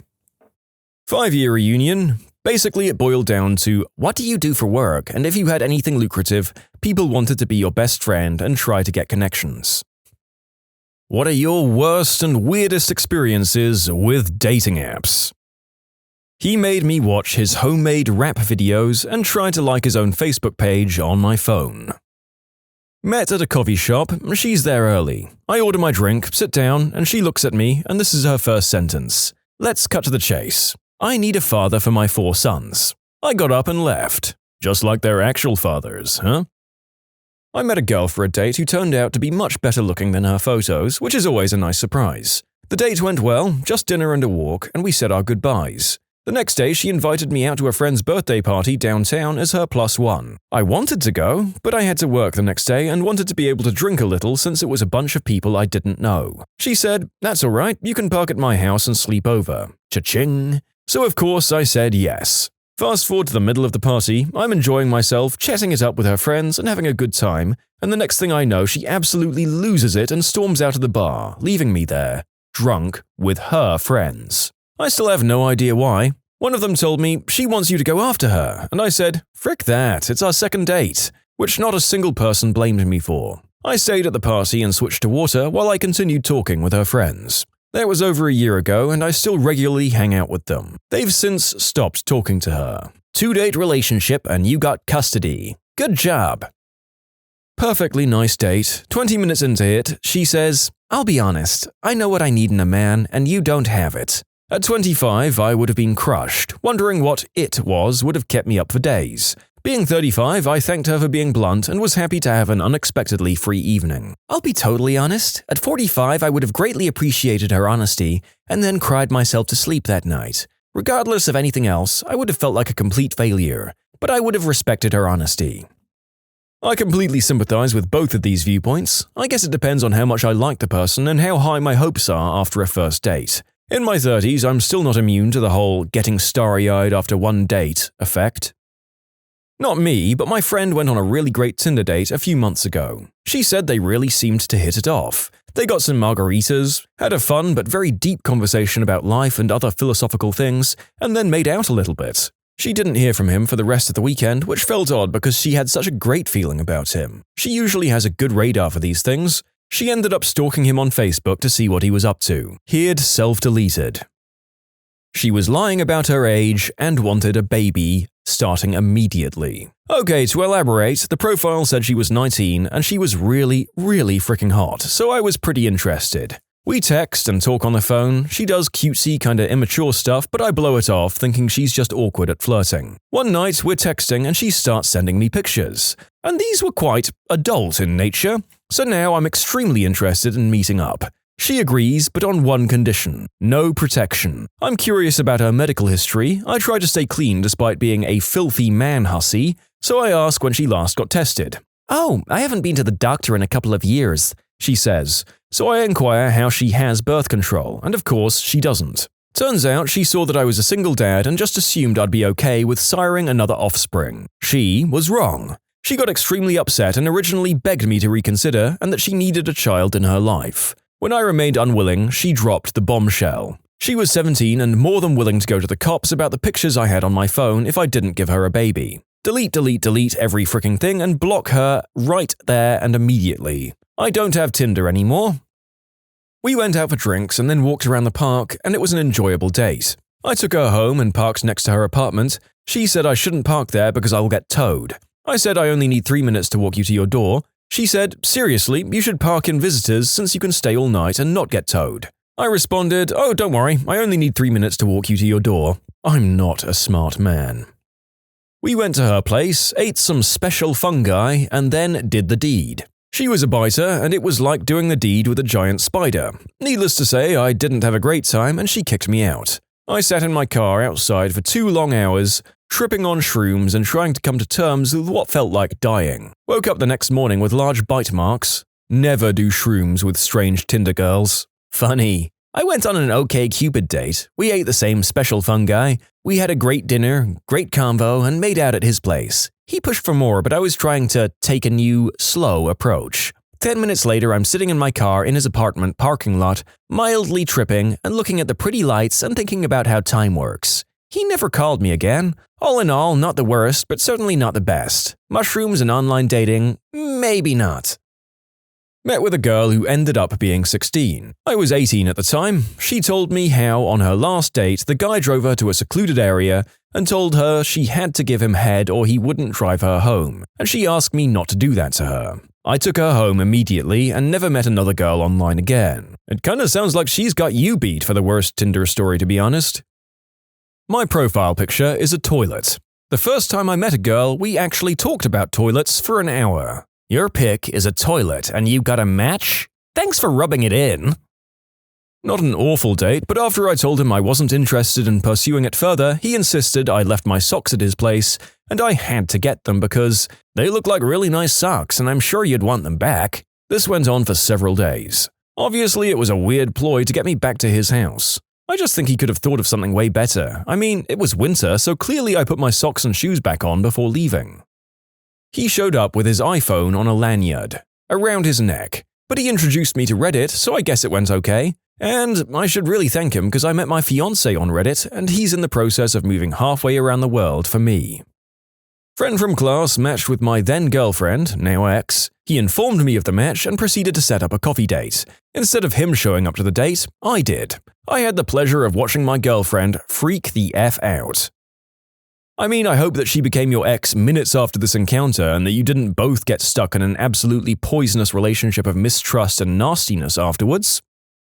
I have a doozy. So last year, after getting out of a horrible sort of relationship, I decided to try something casual and use Tinder. Got lots of responses and everything was going well. The dates were mostly lackluster and I figured I was just being too picky. So I decided that the next 5 people to ask me on dates get a yes. Bad move. So the first guy I go on a date with wants me to drive into the city, 45 minutes away, so we would have more stuff to do. Annoying, but sort of understandable as I'm in a suburb without much exciting things. We meet and he looks like his pictures. We say hello and he tells me that we're going to go play soccer in the park. Cool, I love sports. On the way we start talking and asking questions about each other, and I'm getting the vibe that we aren't such a great match. I love to travel and he has zero desire. He only likes obscure sports and I love them all. But hey, I'm here, stick with it. The entire time he talks about how he makes so much money and how embarrassing it is for his friend to only make $60K a year at his dream job. I make half of that. I would have left considering the love connection or lack thereof, but I figured I'd be polite until after lunch. We head out and we arrive. Dollar taco, which don't get me wrong, we don't have to splurge, but he looked me up and down and said, "You've got to earn your meal first," and gave me a creepy freaking smile. Nope, I feign a fake cell phone call and have to leave, but he insists on walking me to my car. We get there and I try to shrug him off and get the frick out, but then it happens. He leans in for a kiss. But not just any kiss, open mouth, tongue out. And as he leans in, his crotch brushes against my leg. Unfortunately for him, the soccer shorts didn't conceal his raging, hard eggplant. So I did what any caught-off-guard girl would do. I accidentally laughed in his mouth. Oops, I was too awkward to say anything and just got in the car, driving away. Met up for a coffee after having quite a nice chat over Tinder for a few days. He sits down and says, "Hey, nice to meet you," then continues to pull out his laptop and sit there in complete silence for the next hour. I had nothing with me but my phone since I thought coffee date means conversation. Should have left sooner. So I show up at the coffee shop and the B-word was just sitting there with some guy that looked like her boyfriend. They just sat there on their laptops and phones while I drank my latte at a nearby table like an idiot. I'm seriously considering that this is the actual story.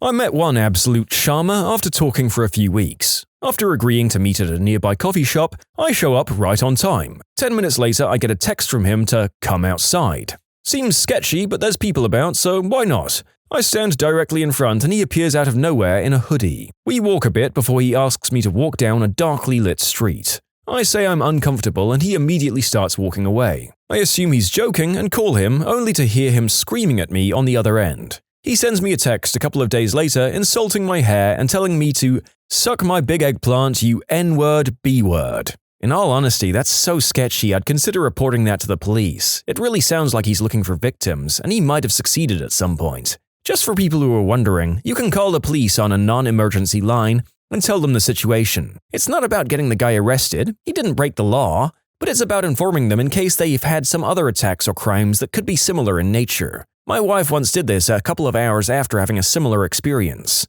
Turns out they were looking for a guy who had the MO of the guy she described, and they wished she had called them sooner, even though technically he didn't do anything illegal to my wife. I got matched with a friend of mine I was really interested in, and everything was really cool. We ended up dating a couple of months after the first night we spent together. Then she slept with one of my best friends. That wasn't really cool. If you want to be my lover, you gotta get with my friends. Albert E. Roosevelt. You can submit your own stories to be featured here on the channel. The story submission link is in the description below. And if you want to listen to some vibey music in the background, check out easymode, also linked below, and subscribe.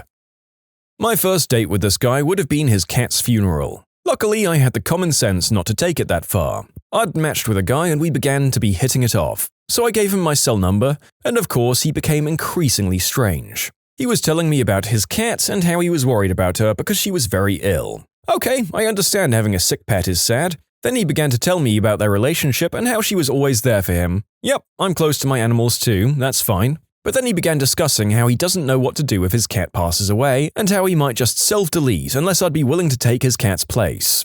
No? After that, I stopped talking to him. He started messaging me furiously. He told me how his cat had died and he needed me to talk him through this. I expressed my condolences and tried to shake him off. He then proceeds to explain how we should meet up at his cat's funeral. I don't respond. I didn't intend on becoming a skin suit anytime soon. His last text to me was an angry ramble describing in graphic detail how it was to eat his cat's ashes. He consumed his cat. 1. When I was someone's Tinder nightmare. I got way too drunk, puked on myself, total blackout. 2. Tinder nightmare. Went on the date. 5 minutes into the conversation, he flips it to September 11th conspiracy theories and doesn't drop it, even after I explicitly state that the conversation is inappropriate. Told him later by text that I didn't think we were compatible. Cue 2 months of 3 a.m. phone calls where he pretends to be a furniture or renovation company that had problems delivering my order. To clarify, I asked politely for the subject to be changed before letting him know it was inappropriate. For those others who've expressed that this doesn't sit well with them, I guess it's good we're not dating? I think it's a healthy level of perspective to be able to admit that you've both had and been a nightmare date at some point in your life. We all go through stuff, people. There are some fun follow-ons to that second story. The fact that someone rationalized phoning at 3 a.m. pretending to be a furniture company makes me laugh. Hello, this is IKEA speaking. First date is going well. She's way out of my league and seems very much into me. Later, we're back at my place, after dinner and making out on the couch a little. We head into the bedroom and the clothes are coming off. Just as I'm about to slip it in, she says, "Wait, what? You should know I have herpes." Very funny. "No, I really do, and I'm in the middle of an outbreak." "You're joking." "I'm not. Do you need a minute?" Being fairly herpes naive, I reply, Yep." I go out to my porch and sit down on a chair. After a minute, I hear her crying in my bedroom. She dresses and comes out. She asks me if I need some time to think, and I tell her that I do. We talk a little about other things. I drive her home and then spend the weekend completely torn up, weighing my options. Is she worth getting herpes over? You've only known her for 6 hours. Ultimately, I go out with her a few more times, and it turns out not only does she have the herps, but she's bat crap crazy. I dump her, and she tries to self-delete. Another hilarious story in and of itself. And I test negative for herpes. Back to the drawing board. We went on 3 or 4 dates. I, 30-year-old male, was starting to get feelings and I liked this girl, 25. On our 4th date, she asked if I could watch her cat while she was moving apartments. I'm not a fan of cats. Sorry, YouTube, but I'm a nice guy and kept the cat in my home office. Long story short, she doesn't answer her phone for over a week and only picks up her cat when I sent a message saying it's going to the local shelter within 24 hours. Fricking Tinder. Matched with this guy, we talked for a little bit and we didn't really seem to have anything in common, so I didn't plan on going out with him. When I finally did decline, he threw a fit and pestered me, promising a lovely night out and to just give him a chance. That should have been my first clue. Now, at this point in my life, I was admittedly very picky about guys I'd go out with, and this guy, as well as my roommates, encouraged me to just go because maybe I'm missing out on a nice person. Fine. We go to sushi, no attraction, nothing in common, horrible conversation. Every time I tried to lead with a subject, he ended it. "What's your favorite restaurant?" "I don't know." "Do you play any sports?" "No." The conversation was a dead end at every turn. Had a terrible time. Good sushi, though. I insisted I pay half the bill and we walked out. Then he grabbed me by the arm very aggressively, insisting we go to Starbucks for coffee. I said, no thank you, I just ate, I'm very full. I have a test tomorrow, whatever. But he literally overpowered me and pulled me in and sat us down at a table. Now I was freaked out. We sat awkwardly, silently. I asked, are you getting coffee or… He smiled and said, no, I don't want any. I said, okay, so why are we here? And he slipped his hand between my thighs and credit carded me under the table. I was mortified and moved away. I said, I'm going home now. I thank God I drove separately. As I got to my car, he asked, so when can we go out again? I almost laughed at him, but I was polite because I'm a huge wuss. I said, well, you're very nice. Lie. But we don't have much in common, and I don't really feel the chemistry, but thanks for showing me the new sushi restaurant. You're a fricking C-word. You're just the same as all women. I thought you were different, you dumb bimbo piece of crap. F you. I got in my car and left. When I got home, I had many texts from him and his roommate. From date guy, I got a lot of frick you, and from the roommate, I got a few angry and concerned ones like, my roommate came home really upset and teed off. What the frick did you do to him? You're a B-word. I literally had no idea people could be like that. It really soured my Tinder experience, but I had fun laughing at the texts with my roommates. We went on 3 dates. The next time she asked to see me, I told her I was visiting family and wouldn't be available until the following weekend. In that moment, she freaked out and sent me a 7-page-long text about how I destroyed what could have been a perfect relationship and that she wanted to marry me still if I would just put her first. She then left me a voicemail of her singing You've Got It Bad by Usher while crying and saying she loved me over and over. 2 days later, she sent me pictures of her burning a bucket list she had made for us. Kinda glad I got out of that one unscathed. Recently met this guy on Tinder and have been on 3 dates with him. First date went really well until his car got towed. Second date, we went to his place, got drunk and banged, ended up with protection stuck inside me, and proceeded to freak the frick out and had to go to ER. Third date, he got me high for the first time, got me way too high, freaked out again, and started pinching his chest really hard and speaking Thai. He added me on Facebook after that. 8 out of 10 would go on date again. I genuinely can't tell if this person is being sarcastic with the rating or not. It sounds like you guys had fun together, even if all 3 dates got weird on some level. I wonder if these two went on any more dates and what levels of destruction were unleashed. Were you able to speak Thai before getting high? I want to know too. I'd like to learn Thai and this sounds like the easiest way. I once went on a date with a woman who claimed she hadn't smoked green herb since like the 8th grade because once she started getting into white snow, what was the point? But now she was smoking to help with the nausea because her shrinks put her on lithium. It was a lot of info for the 3rd sentence of a date. I met a girl on Tinder. I think I won her over with my jokes about loving dirty socks and old Greg. We talk for a while and finally decide to go to a lake. We both love nature. We go, meet, hug, and sit down on a blanket by the lake. We talk for a bit. About 10 minutes later, I hear a splat. She looks down and laughs. I look down at her leg. There, sitting on her right leg, is a big white, pebbly bird crap. I ask, did a bird just crap on your leg? She says yes and laughs again. Before the date, we'd promised no bullcrap. We must be ourselves. I don't think before I catch myself wiping the bird crap off her leg with my hand. I go to the lake, wash my hand off, and go and sit back down. We have a little laugh, talk for another couple of hours, and decide to call it a night. We go back to our cars, and I give her the goodbye. I wasn't sure if I should give her a hug or a kiss at this point. I didn't want to be invasive. As I'm hugging her and thinking about the kiss, I start to harden up down there. I regret the decision to wear athletic shorts. I think I have 2 options. 1, turn around after the hug and walk back to my car. 2, try to conspicuously tuck the little guy into my waistline of my athletic shorts and go for the kiss. I go for option 3.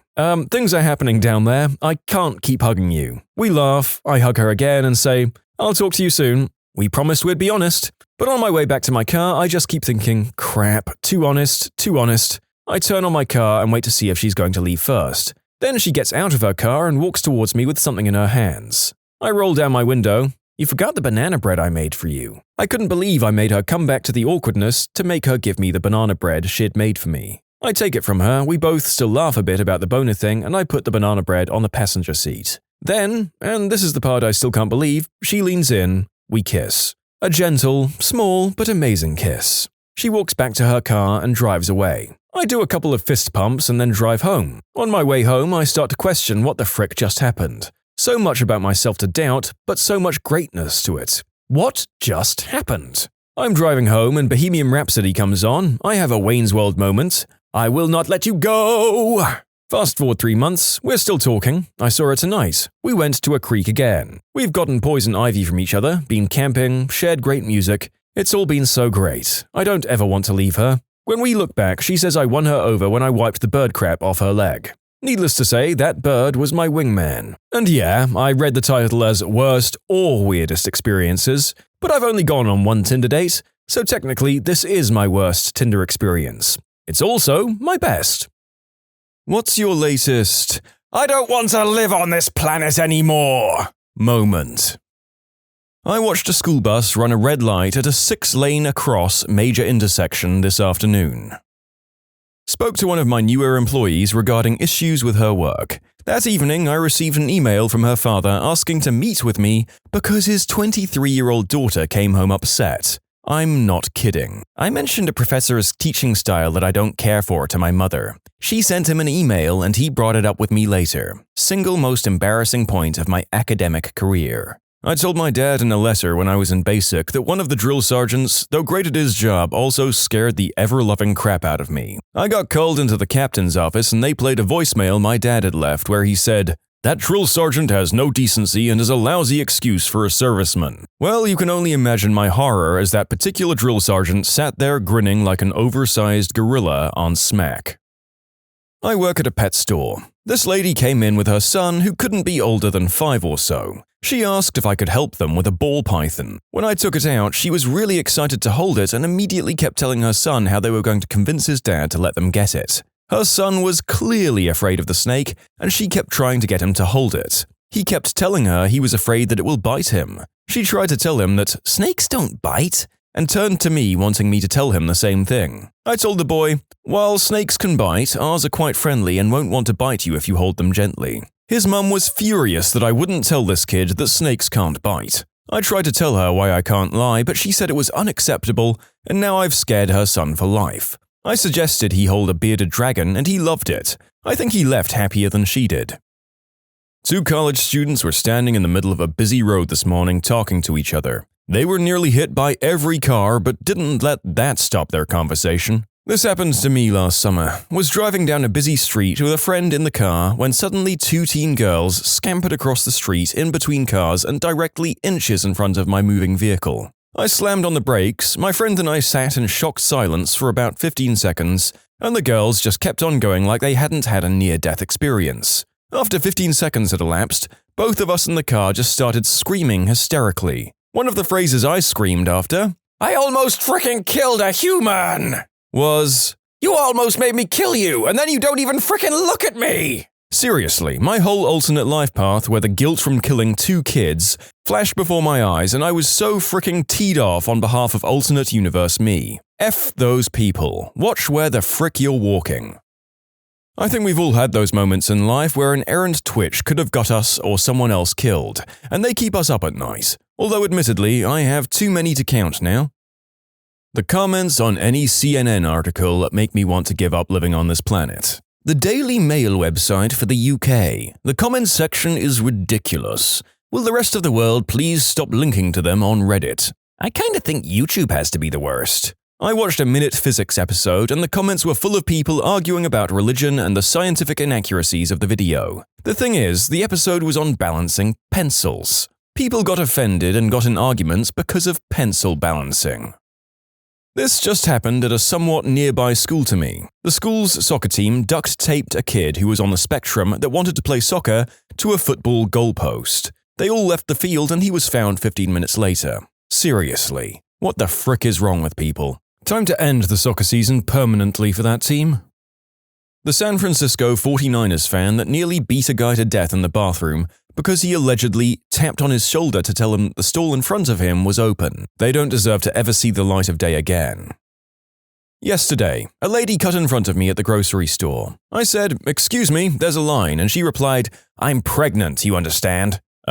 What? To clarify, she wasn't that far along. If you looked at her, you'd have wondered if she were pregnant or just chunky. Then the two of you need to get to the back of the frickin' line.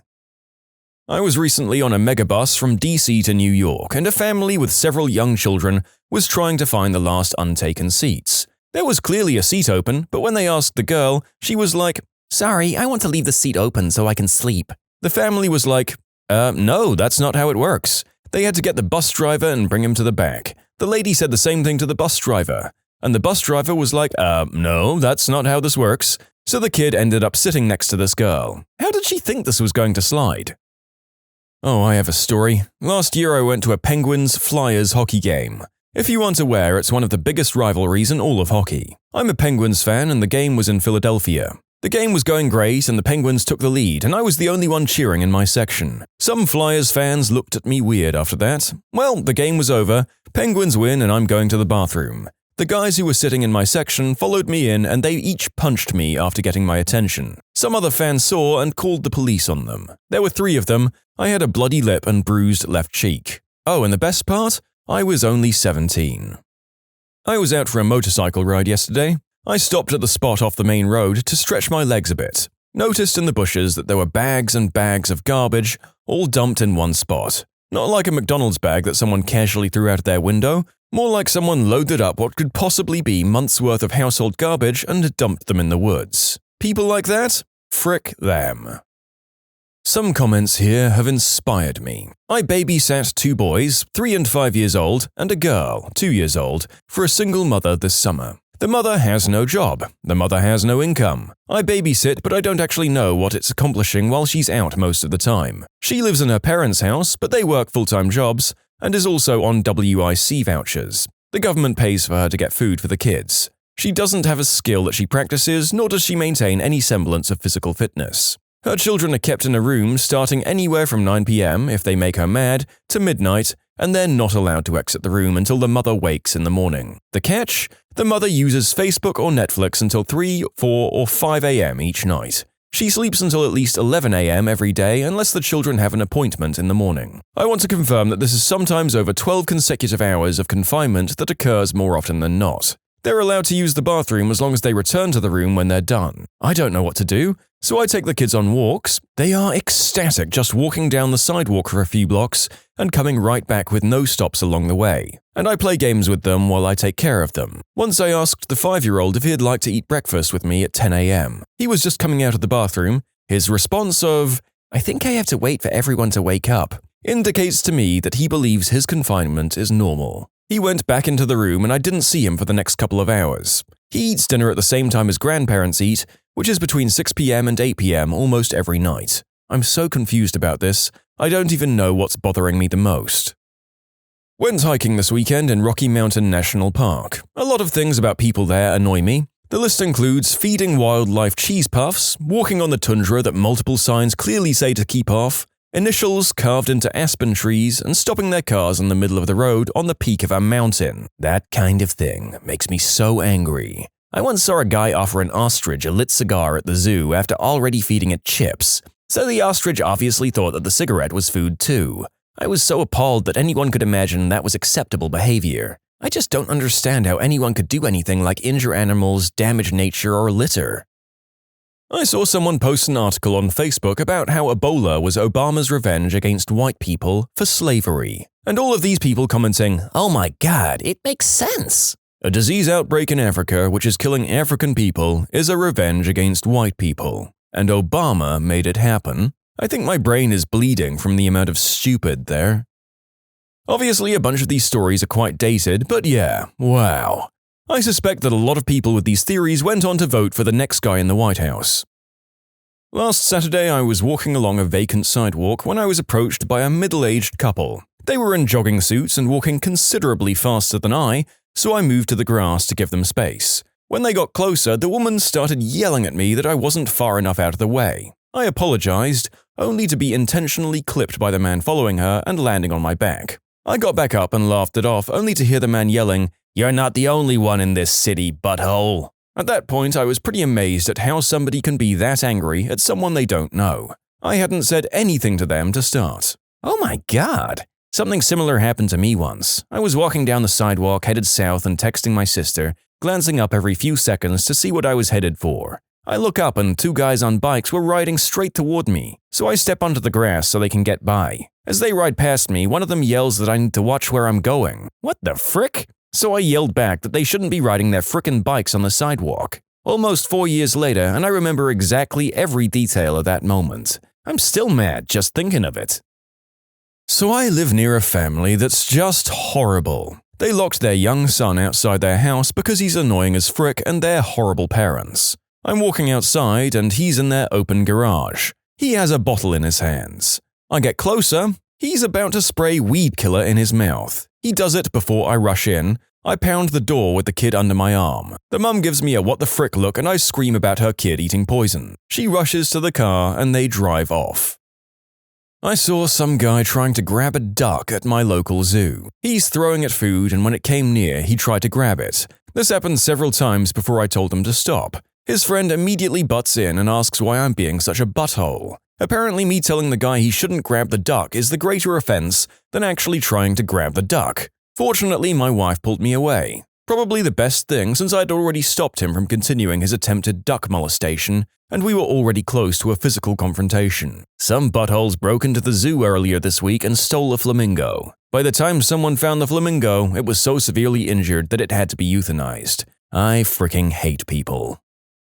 You can submit your own stories to be featured here on the channel. The story submission link is in the description below. And if you want to listen to some vibey music in the background, check out easymode, also linked below, and subscribe. I got shoulder checked by a C-word in a suit, walking down with his two mates 3 abreast down the pavement. I was walking slowly down the inside, left-hand side of the pavement. We drive on the left in Australia, so I was following the road rules. Left lane is the slow lane. That was nasty, but why was I walking slowly? 8 months preggers. Bump like a beach ball. Mr. C-word in a suit didn't think I was far enough out of his way. I cried out when he hit me, and one of his mates turned around and got a shocked look on his face when he saw his scumbag friend has just shoulder-charged a preggers woman. But he didn't stop. Luckily, I was outside a little shop, and the Vietnamese lady running it came racing out just as I fell over crying. She gave me a cold water and had me sit down until I calmed down a bit. What a fricking tunt that bloke was. I just know karma's gonna bite him in the tush big time. No one that crappy gets far in life. Reading YouTube comments. I think there's a general rule not to read the comments on YouTube unless you want to feel like punching something. You should try Yahoo. You'll be mad and confused. Last week, a man in a car in front of me threw a full-sized Pringles can out of his window and almost hit my car. First of all, how lazy do you have to be to fricking litter? Second of all, why would you be eating a full-sized can of Pringles while driving? Once you pop. My husband eats a full-sized can of Pringles every time we drive somewhere more than an hour away. I try to get him to eat the snack size, but no dice. 'Cause he's a real man. Well, not if his hand fits inside a Pringles can. I had that moment when I learned how people actually spend thousands of dollars and get all territorial in Second Life. Apparently, some people take this crap seriously. Wait. Second Life is still on? You should see the crap that happens in EVE Online. People have gone as far as physically cutting opponents' power lines and sending working girls to high-ranking fleet members as a bribe. This isn't recent, but this is what happened when I first experienced how society is. I was 10 or 11 years old and I'd just come home from playing soccer with a kid from our neighborhood. Before I can walk inside the door, my grandma stopped me and told me that I have to take a shower and do a small puja before walking in because the kid I was playing with was son of the family who makes a living by cleaning houses. My grandma was treating them as untouchables. Made me realize how illogical she is. A couple of months ago when I stopped 2 guys, one in their early 20s, the other closer to 50, dragging an 18-year-old girl into a taxi while she tried to pull away from them. When I confronted them, I was beaten pretty hard and then pushed in front of a car. No broken bones, but it was doing about 25 miles per hour and the road rash sucked. But it drew enough of a crowd that she got away. Screw those 2 guys and the taxi driver that seemed to think it was acceptable. I still have nerve damage in my left hand from that fricking car. Also, the girl is fine. I still talk to her. She recovered well. No, she is not my girlfriend. I already had and continue to have one. They're good friends as well, though. A woman changed her baby on the table of the busy restaurant I work in. Seriously, what the frick? People eating their lunch don't want to see your poopy, naked child. I've had to get managers to explain to customers that changing a dirty diaper in the middle of a restaurant is unsanitary way more times than I should have to. I'm so glad that I no longer wait at tables. Please tell me that someone actually threw her out. We didn't need to, she actually paid up and left pretty soon afterwards. She seemed genuinely surprised at the amount of people staring in disgust that I think it made her uncomfortable. Good. Look, being a new parent is hard and I'm all for people being able to feed their babies in any given public setting. But yeah, maybe keep the fecal matter away from food. I think this lady maybe just needed a reminder rather than the vitriol and exile that some of the commenters seem to think she deserves. Every time I see a driver signal to change lanes and the guy 5 car lengths behind him speeds way the frick up to stop him from moving over. If you're reading this and you do that, F you. Every time I drive a car. I clicked on a link to a GIF of a man cutting the tip of his eggplant off. Went to the local market and noticed this dog, a miniature Doberman, waiting by the door when I went in. I finished in the market. On my way out, I noticed it was following people around, very submissive and timid-like, with its tail between its legs. Then the people just motioned or kicked him away. He just sat in the middle of the parking lot looking very confused. Another person was putting their groceries in the car next to me, saw the dog and said, "I've seen that dog wandering the neighborhood. It's sad. I think it was abandoned." Just as she said that, here comes the local idiot in a pickup truck, sees the dog in the middle of the road, steps on the gas and hits it. It happened so quick. After the pickup hit Charlie, he just sat there confused. I called to him. He came to me with his tail between his legs, slight limp. His paw was ground raw. I took him to the vet, no chip, no collar, under a year old. Rescued him. This literally happened to me less than an hour ago. I was at Walmart with a friend and he needed to buy some ham. It was a supercenter. Yes, I know buying produce meat at Walmart was my first mistake, but it's the closest convenience store. We go up to the counter and the lady is obviously too busy putting rotisserie chickens in plastic containers to acknowledge us. So I say, "Excuse me," not rudely, just to get her attention. She looks up like I just called her a thunder C-word or something and comes over all irritated. I say, "Can we get a pound of honey-cured ham, please?" Yes, I said please. I'm not recreating this to make me sound like a better person. She's clearly distressed by the whole ordeal, having to open the display, grab out the ham, stuff that is physically taxing. Then she says, "Do you want that cut 1 or 2? I've never been asked that before, so I thought she asked if I wanted 1 pound or 2. So I replied, "Just 1 pound's fine." "No, do you want it cut 1 or 2? She literally yelled the question at me. Took me a second to realize that meant the thickness of the slices of ham, but I had no idea which one was thinner. I'm still trying to be nice, but I'm slowly losing it. I just ask, "Which one's thinner?" She doesn't even reply, she just goes back and starts talking crap about me to her other co-worker, who seemed nice, but probably heard the bullcrap version of the story. The lady comes back with the ham, slams it on the scale, puts it in the bag and sends me on my way. The thing that made me think I don't want to live on this planet anymore wasn't the frustration or the yelling at me, it was the fact that she expected me to know what 1 and 2 meant for the fricking slicing machine. I mean seriously, who the frick expects people to know the exact specifications of their sliced meat? I was driving down a road and this guy was coming towards me on the right-hand side at an upcoming intersection. The road he was coming from was a small road leading from a store. I was on the major road, he had a stop sign. I didn't. He blows through the stop sign, turning right in front of me without even so much as looking either direction to see if the road was clear. Or signaling, but I guess that's to be assumed at this point. I had to slam on my brakes and would have hit him, but I laid on the horn, he saw me, put his foot on the gas and the collision was very narrowly avoided. If you're going to blow a stop sign, at least look to see if other vehicles are coming. My 14-year-old daughter, who lives most of the time with her mother, my ex, and stepfather, recently invited me to go to an anime and Japanese culture convention with her. Even wanted me to wear my ninja gear for some cosplay. She was super excited about it, and since it's happening on a weekend when she's with me, I said, "Heck yeah, I'll go with you." Unfortunately, I have to involve the ex and stepfather in the process. As soon as I start trying to plan the logistics with them, I get a call from my daughter using my ex's phone and she tells me now that she doesn't really want me to come after all. I strongly suspect she's got in trouble for inviting me and her mum forced her to do that second part. I truly hate that woman. I was doing work at Starbucks, minding my own business. Despite the fact that I have headphones in and I'm ignoring him, this guy takes a seat across from me at this 2-person table. He starts hitting on me and yelling so I can hear him over my music. My sweater is opened and as I shift to look away from him, the port in my chest, at the time I was on chemo, becomes visible. He sees it and starts telling me that I'm a hideous monster, I shouldn't be allowed in public, and calls the attention of the barista, asking him to kick me out for his personal safety. Yeah.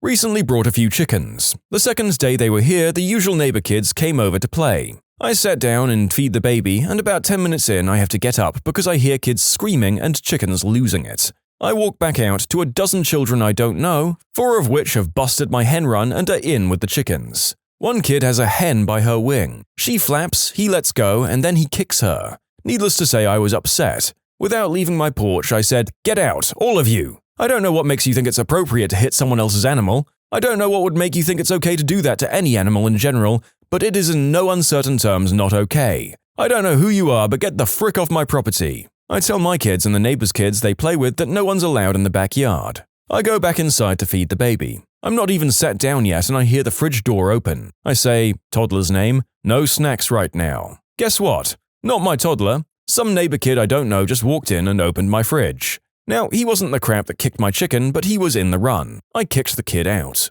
As I open the door to escort the fridge raider from my home, the chicken kicker shows up with his mummy. "You B-word, you think you're so much better than my son? How dare you tell him what to do? I'm gonna call the cops on your butt." I tell her, calmly, that I probably shouldn't have sworn at her son, but he can't just go around kicking animals. She leaves to call the cops anyway. Comes back 15 minutes later, says she wants to settle this like adults and will consider $100 to cover the mental anguish from my yelling at her son. I tell her to just call the cops and have them deal with it. I get called a B-word again and she leaves. In short, kid kicks my chicken, I tell him to leave, his mum wants $100 for mental anguish from me yelling at him. Parents, what's the most messed up thing you've caught your kid doing? My wife was driving our then 3-year-old back from her aunt's house to eat lunch. She noticed him cram something in his mouth and start chewing, and she asked him what he was eating. No response. Thinking he might be choking or something, she brakes hard, pulls over to the side of the road, yanks the back door open and grabs a French fry out of his mouth. Now, they'd been to McDonald's several days before and the car had been cleaned since then, so she looks high and low to see where it came from. She gets suspicious and takes the cover off his car seat. Lo and behold, there's about a dozen stale French fries in the folds of the plastic car seat. Far too many to be accounted for by random drops. The kid was stashing them for later, like a squirrel.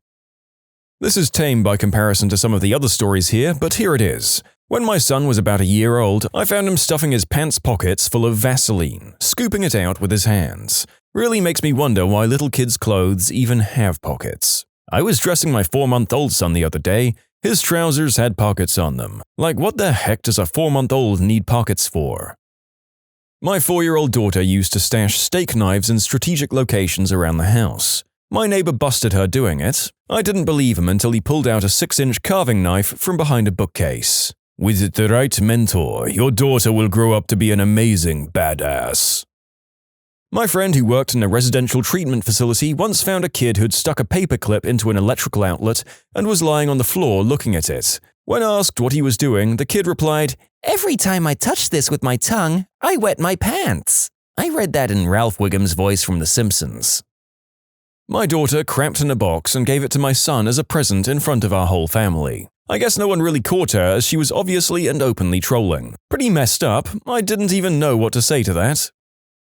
I caught my son, 7, and his best friend, 9, drawing clown faces on each other's butt cheeks and with the plans of tooting in each other's faces. I mean, yeah, it's gross, but it's also objectively hilarious and weirdly cute, not that I can put my finger on why. One of the less messed up things in this grouping by far. A few weeks ago, my 4-year-old said she had to pee. She was in the bathroom for maybe 5 minutes when we start hearing her gag, so I tell her dad to go and check on her. He walks in and she quickly throws a huge log back in the toilet and tries to hide her doo-doo-covered hands. When he asked her why she was playing with her caca, she said she wanted to see how squishy it was. Ugh. I did this once when I was a kid. It stuck to my hands, obviously. I was not pleased and never did it again. Friend's daughter once said pretty loudly in a bus, "Look, Daddy, Uncle's beard looks like Mom's pee-pee." I lived in a condo when I was a kid. The family living above us had a girl my age, who I played with in a small forest bordering our backyard from time to time. She used to pick up these big black slugs from the ground and lick the thick black slime off of them, like completely savoring every drop. She thought it was yummy and would easily do a dozen slugs in one sitting. Her parents discovered it, and needless to say, we were not allowed to play in the forest anymore. Walking in on my son flirting on Omegle. He was 7 at that time. The youngest one, age 5 at the time, stuck multiple quarters in the skin of his pee-pee and showed my best friend his change dispenser impersonation. It was hilarious and deeply weird. My son went through a phase where he would wake up from his nap, unbeknownst to us, take off his diaper and smear his doo-doo all over his room. It'd be on his bed, the walls, the windows, his toys. Worst of all, there would be places where it looked like he'd rubbed it into the carpet with all his might. I wish I could say this only happened once. We also caught him tasting and eating his own boom boom more than once. My son did that for a year.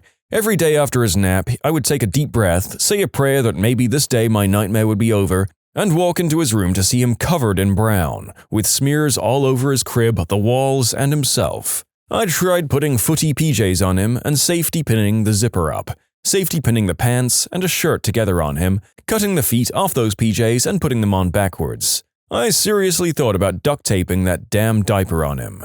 Eventually he grew out of it, but I nearly lost my mind. I'm just so glad that I'm not alone. Anyone I talk to seems to think that no toddlers ever do this. I have twins, and one is the great Poopy Picasso, and the other one is unfortunately getting crap thrown at him like it's a monkey war zone. A few days ago I came in because I heard them playing instead of napping. Scat everywhere. I got them in the shower, got all the sheets and pillows in the wash, scrubbed everything, added new sheets, got the kids back in the crib. Picasso has taken off his diaper and done it again. He has no sheets right now. Just why?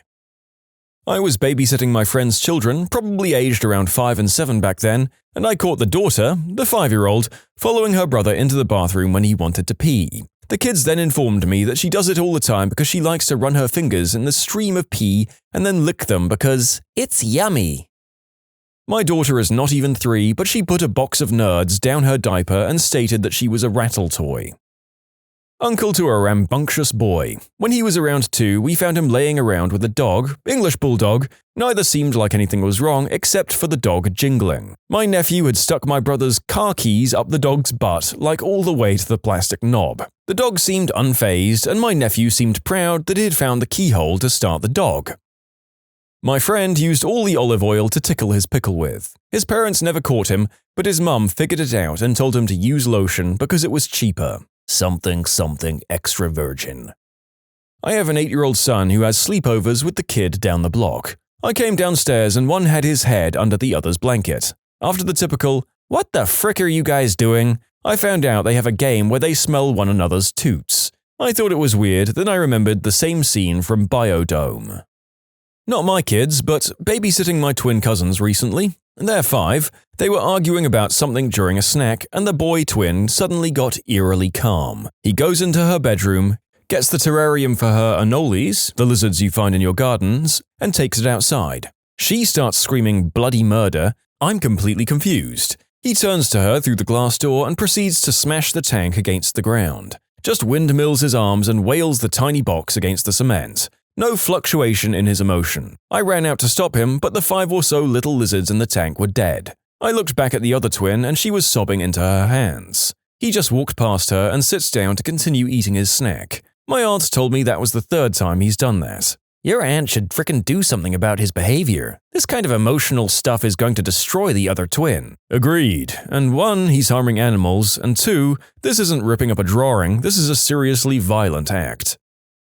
Me and my 5-year-old son at the urinals. He's arguing that his pee-pee is bigger. It was at a hockey arena, so there were about 40 dudes laughing their butts off. Were they laughing because his was bigger? You were there, weren't you? My daughter, when 15 and heavily in piercings and death metal, decided to brand herself with a star shape on her arm. I didn't realize till the next day, still no idea how she managed the shape or not to scream. She still has the scars. Cripes, I did some pretty stupid stuff to try and change up my look when I was a kid, but never quite got around to branding myself with a presumably homemade, star-shaped red poker. I'm sweating just thinking about it. My youngest of 3 had just started walking. One day I found her hanging onto the bathroom toilet. I walked in and to my surprise, saw her with a handful of soggy toilet paper. Right as I scream her name, that little baby's hand reaches up into her mouth and she begins chewing it. One of my older kids forgot to flush and I panicked, having never experienced this with her bro or sis. I called poison control. They assured me that children ingest fecal matter often and she may have a stomachache but will be fine. Another time, same kid mind you, we're walking into a grocery store. I look down and say, her name, "Where did you get that gum you're chewing?" Her reply was, "On the ground." Ugh, she's by far my most disgusting child. My kids were pretty tame. I had one son scotch tape himself to the floor. I think he liked the sound of the tape coming off. Same son also built scotch tape footbridges between the countertops. My daughter snuck out one night and a friend who works nights saw her and called us. We were waiting on her bed when she climbed back in the window. God, that was a great parenting moment. My dad caught my sister sneaking back into the house with a ladder. "Why don't you just take the stairs?" was the only question he asked her. Those are the worst, when you know you're in deep crap but the parents don't sound mad. The uncertainty of your fate drives you crazy. Not a parent, but I've caught my younger brother, aged 3 to 5 at the time, on a stepping stool peeing into the air conditioning unit.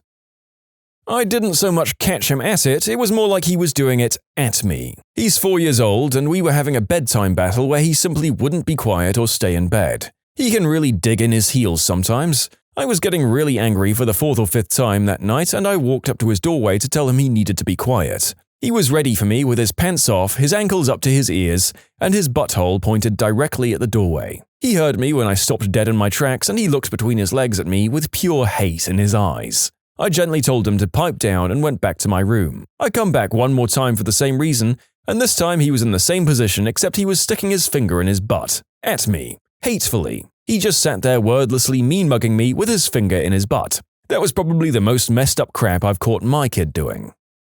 You can submit your own stories to be featured here on the channel. The story submission link is in the description below. And if you want to listen to some vibey music in the background, check out easymode, also linked below, and subscribe.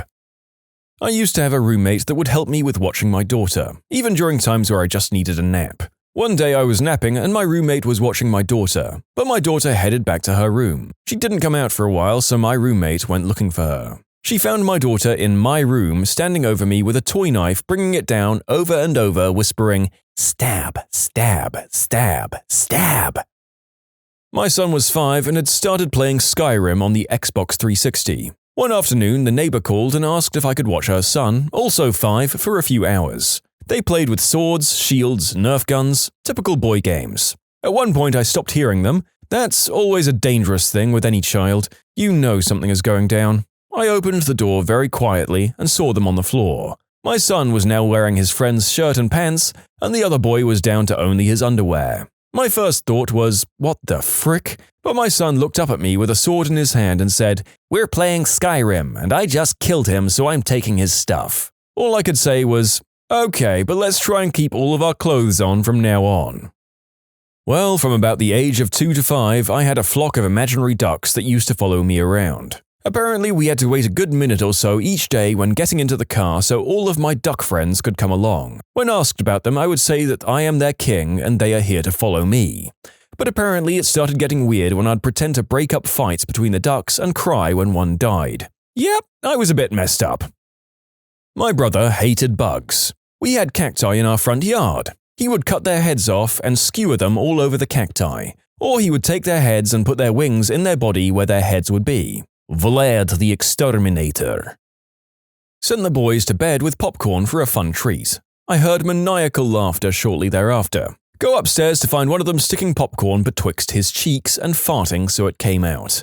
Asked what was going on and both boys in a panic tried to eat the evidence as mother and I watched horrified. Walked into the bathroom to find my son trying to put a piece of duty back up his butt because he thought his heart fell out. Not my kid, but my friend went back to pick up his little brother from his friend's house and no parents were home, so he walked up and found his brother and his friend holding each other's wee-wees. My friend is a 3rd grade teacher. He came to school one morning after having been out sick for a day and found that his classroom only had girls. Turns out all the boys had been suspended the day before for teabagging each other during recess. Walked in on my kid torturing an action figure with a lighter. "Where are your rebel friends now? Ha ha ha ha ha." That's not that uncommon, I guess. My friends and I did weird crap like that when we were kids. Like one time, we made a parachute for an action figure out of a shopping bag and some string, and then we taped a firecracker to his butt, lit it, and threw him on the floor of a 4-story building. Just because. Kids are strange. Reading this, I'm thinking kids are dangerous psychopaths who shouldn't be allowed alone with pets. Apparently, when I was little, I ran off in the buff towards the local golf course. I was also caught making my butthole breathe in front of the mirror. Oh, and I picked up my little sister by the head. I mean, the streaking at the golf course is just hilarious and kind of normal for kids, I think. The other two, a little weird but still not out of the ordinary. I have to assume the sister was okay for the author to post this. This is less messed up than just funny, but my cousin entered the bathroom to find her 2-year-old boy had covered himself in mummy's stickers. They weren't stickers, they were Kotex pads. And yes, there are photos. I finally remember a birthday party at my then-girlfriend's family when her 5-year-old cousin came down the stairs from the bathroom, happy as a clam and announcing to the world, "Mommy, I stuffed cotton balls into my butt just as you always do." Mommy was not happy with her son. I'm getting a vasectomy. I caught my daughter putting Tic Tacs in her butt because she wanted her next number 2 to smell good. My mum caught my little brother descaling their brand new goldfish at the kitchen table. It was disturbing from what I hear. Son here. You know those furious whack-offs you sometimes do purely to get your fun stick to settle down? Well, yeah, I'd been cooking cookies, listening to music. Nobody was home, so I thought, 1 minute till the cookies are done. I can do this. And I basically lay on the floor and furiously spanked the mule with all my might. Finished. Opened my eyes and behold my mum, arms full of shopping, in the doorway. We didn't speak for a while and I avoided eyesight. When I discovered you could download adult flicks on Kazaa, I skipped school. Turns out my sister skipped her last class and came home early. She walked in on me. Months later, I stupidly entered her room without knocking and I caught her in the act. She yelled out, "Now we're even!" I guess she was right, but I still feel that was a weird thing to say.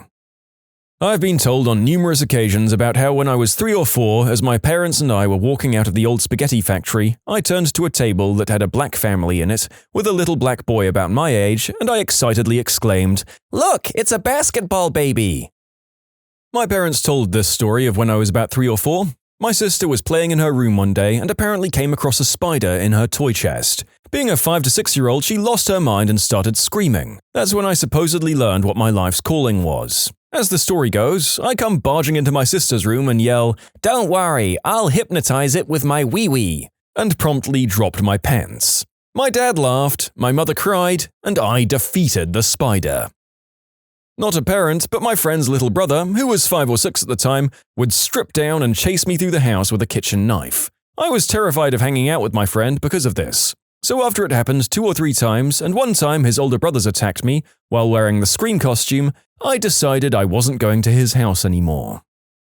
My 3-year-old son asked this random woman in a store if she was scared in the fire. He said, "I saw you burning, but I couldn't help you." The woman turned as white as a sheet and explained to me that she had been in a terrible house fire when she was little, 50 years ago. It burned her hands and legs very badly. I was very creeped out at the time. I'm still not sure what the frick happened there. I don't know if it's messed up, but it messed me up a bit.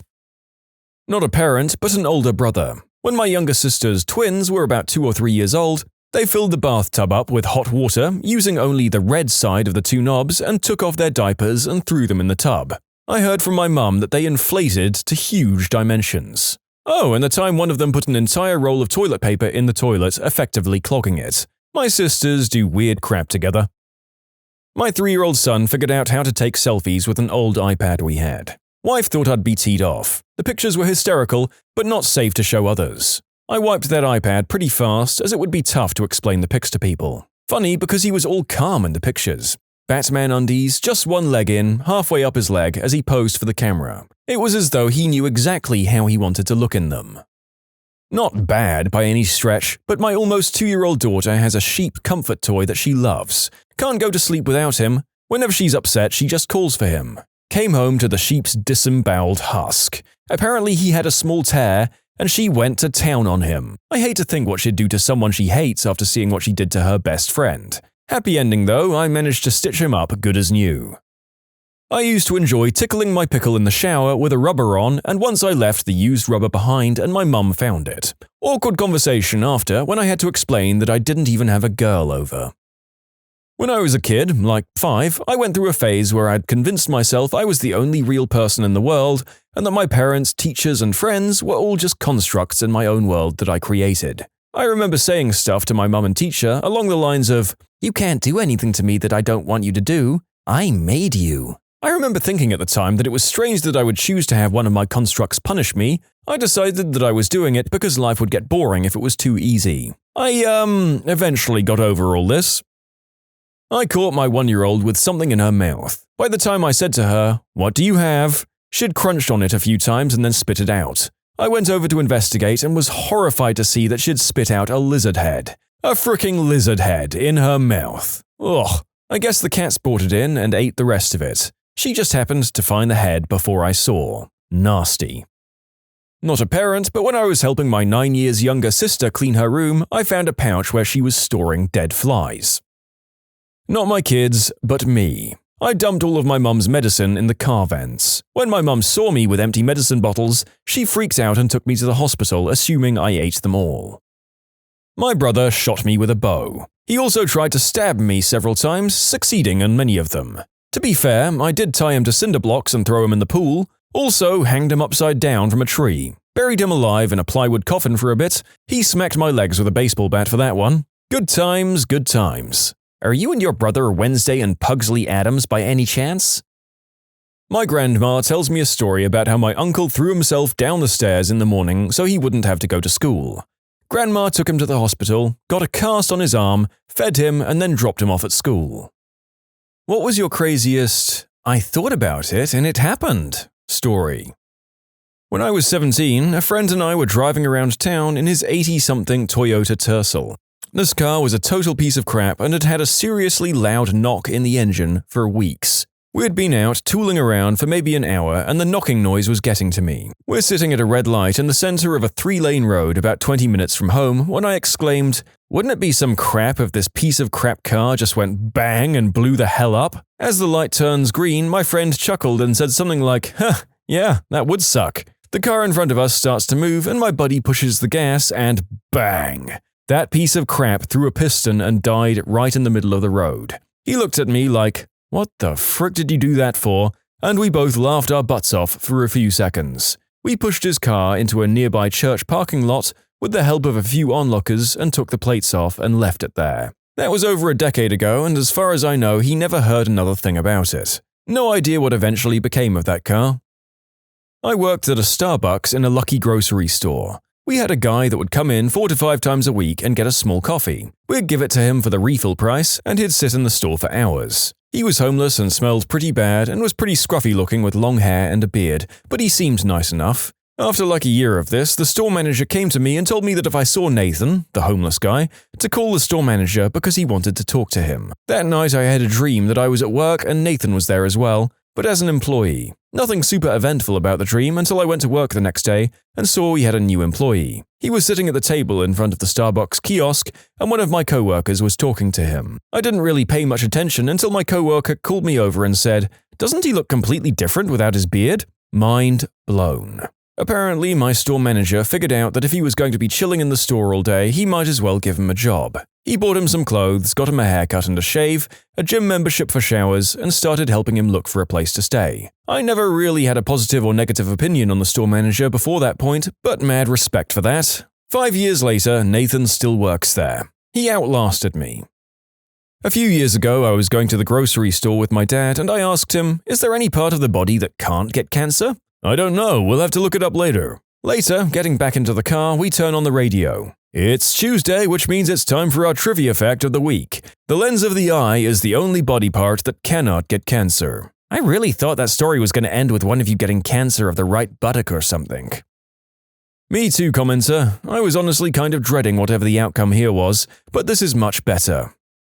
I would never believe this story had happened if I wasn't present for it. When I was in high school, me and a buddy were driving back from Long Beach with his mum. About halfway home, this butthole starts riding his mum's rear bumper. She gets really nervous and tries to get out of his way by changing lanes, The jerk guns it and changes lanes around her, scaring the crap out of us and nearly forcing her into the center divider. Well, he gets in front of us and slows the frick down to like 1 mile per hour higher than we're going, and my friend's mum is almost in tears and is just screaming, "What the frick, butthole?" So my buddy goes, "Don't worry about it, Mum. We'll all laugh our butts off when he blows his tire and wrecks his car right now." The words had barely left his mouth when, boom! His left front tire completely blows and he tanks his crappy Nissan right into the K-rail. We had to swerve to avoid hitting him. Needless to say, it was an eerie ride home. Watching Jeopardy, the final Jeopardy subject was science. During the commercial break, I said, "I bet it's tungsten." The answer was tungsten. I had this at a pub quiz once. The quizmaster explained that in the next round, each question would be a line from a song, and the answer was the next line of the song. Before a single line was read out, I wrote, "Caught in a landslide, no escape from reality," in the answer space for question 1. I was right. I had a recurring dream when I was a little kid. I would be sitting on my dad's shoulders and would be walking down this really narrow hallway. For some reason, I had this inherent knowledge that there were monsters in it, but my dad kept them away. The dream always ended before we got out. When I was 5, I had the same dream, except we got to the end of the hallway, and my dad just suddenly disappeared. I looked for him for a while, but to no avail. I woke up and found out he had died while I was sleeping. When I was 11, my grandpa had been sick for a while, and he was in the hospital. One weekend, I was at a friend's place about an hour and a half from home. Everything was fine, but I suddenly just knew something wasn't right. I called my mom and she assured me that everything was fine and my grandpa was stable. I still convinced my friend's mom to drive me home right away though, and I made her drive me to my grandparents instead of home. Sure enough, when I got there, my whole family was there and my grandpa had just passed away. I found out afterwards that when I'd called my mom, it had just happened about 5 minutes before, but she didn't want to break the news to me over the phone. When I was in 1st grade, we were playing a Jeopardy-style game with actual buzzers. The rules of the game were that if you buzz in too early, you have to answer the question anyway and don't get another chance at it. Well, a question had just finished and it was that transition period between questions. As soon as the teacher was about to say the first word of the next question, I hit my buzzer unknowingly. My teacher stopped herself from reading the question and looked at me for an answer. I said, "Triangle." I was right. I was about 6 years old and playing with my brand new pet bunny rabbits that my dad bought for me after church. I turned to him and said, "Daddy, I'm glad that you and Mummy are still married. So many of my friends' parents are divorced." My dad responds, "Actually, there's something we need to talk about." And that's how I learned my parents were getting divorced. I fell in love with a girl freshman year of college and we were together until the end of sophomore year. We reached a breaking point because she came from a very traditional Indian family, and she was very in favor of being married young. I loved her like crazy, but at the same time I knew I wasn't ready for all that she was hoping for, and I didn't think it was fair to keep getting her hopes up that way. I was 20 years old and I'd never had a job for God's sakes. It was a brutal breakup because as much as I tried to explain myself, any girl will take that as a rejection, as saying somehow that she wasn't good enough. We were both pretty heartbroken, but we realized eventually that trying to be friends would only make things harder, so we agreed to not talk anymore. One of the last things I said that it wasn't impossible for it to work out someday, but we both needed to try and live on our own for a while and give a chance for being with other people. We were both kind of over-dependent on each other and we both needed to mature and learn to be our own person. We lost touch for 2 years, saw each other very rarely and spoke not at all. We dated other people. At the end of senior year, I'd just gotten out of a really bad relationship where I'd been cheated on. It wasn't that bad because I wasn't really in love with the girl, but it still felt crappy. The week before exams, I had a dream about the old girl where we ran into each other at this little coffee shop we always used to go to and read and hang out in. In the dream, all we did was talk and hold hands a little. The next day, I picked up the books I needed to study and went to that coffee shop. 15 minutes later, she walked in and sat down without seeing me. She was studying too. I walked up to the counter and brought another drink and looked over just to be sure it was her. I couldn't believe it.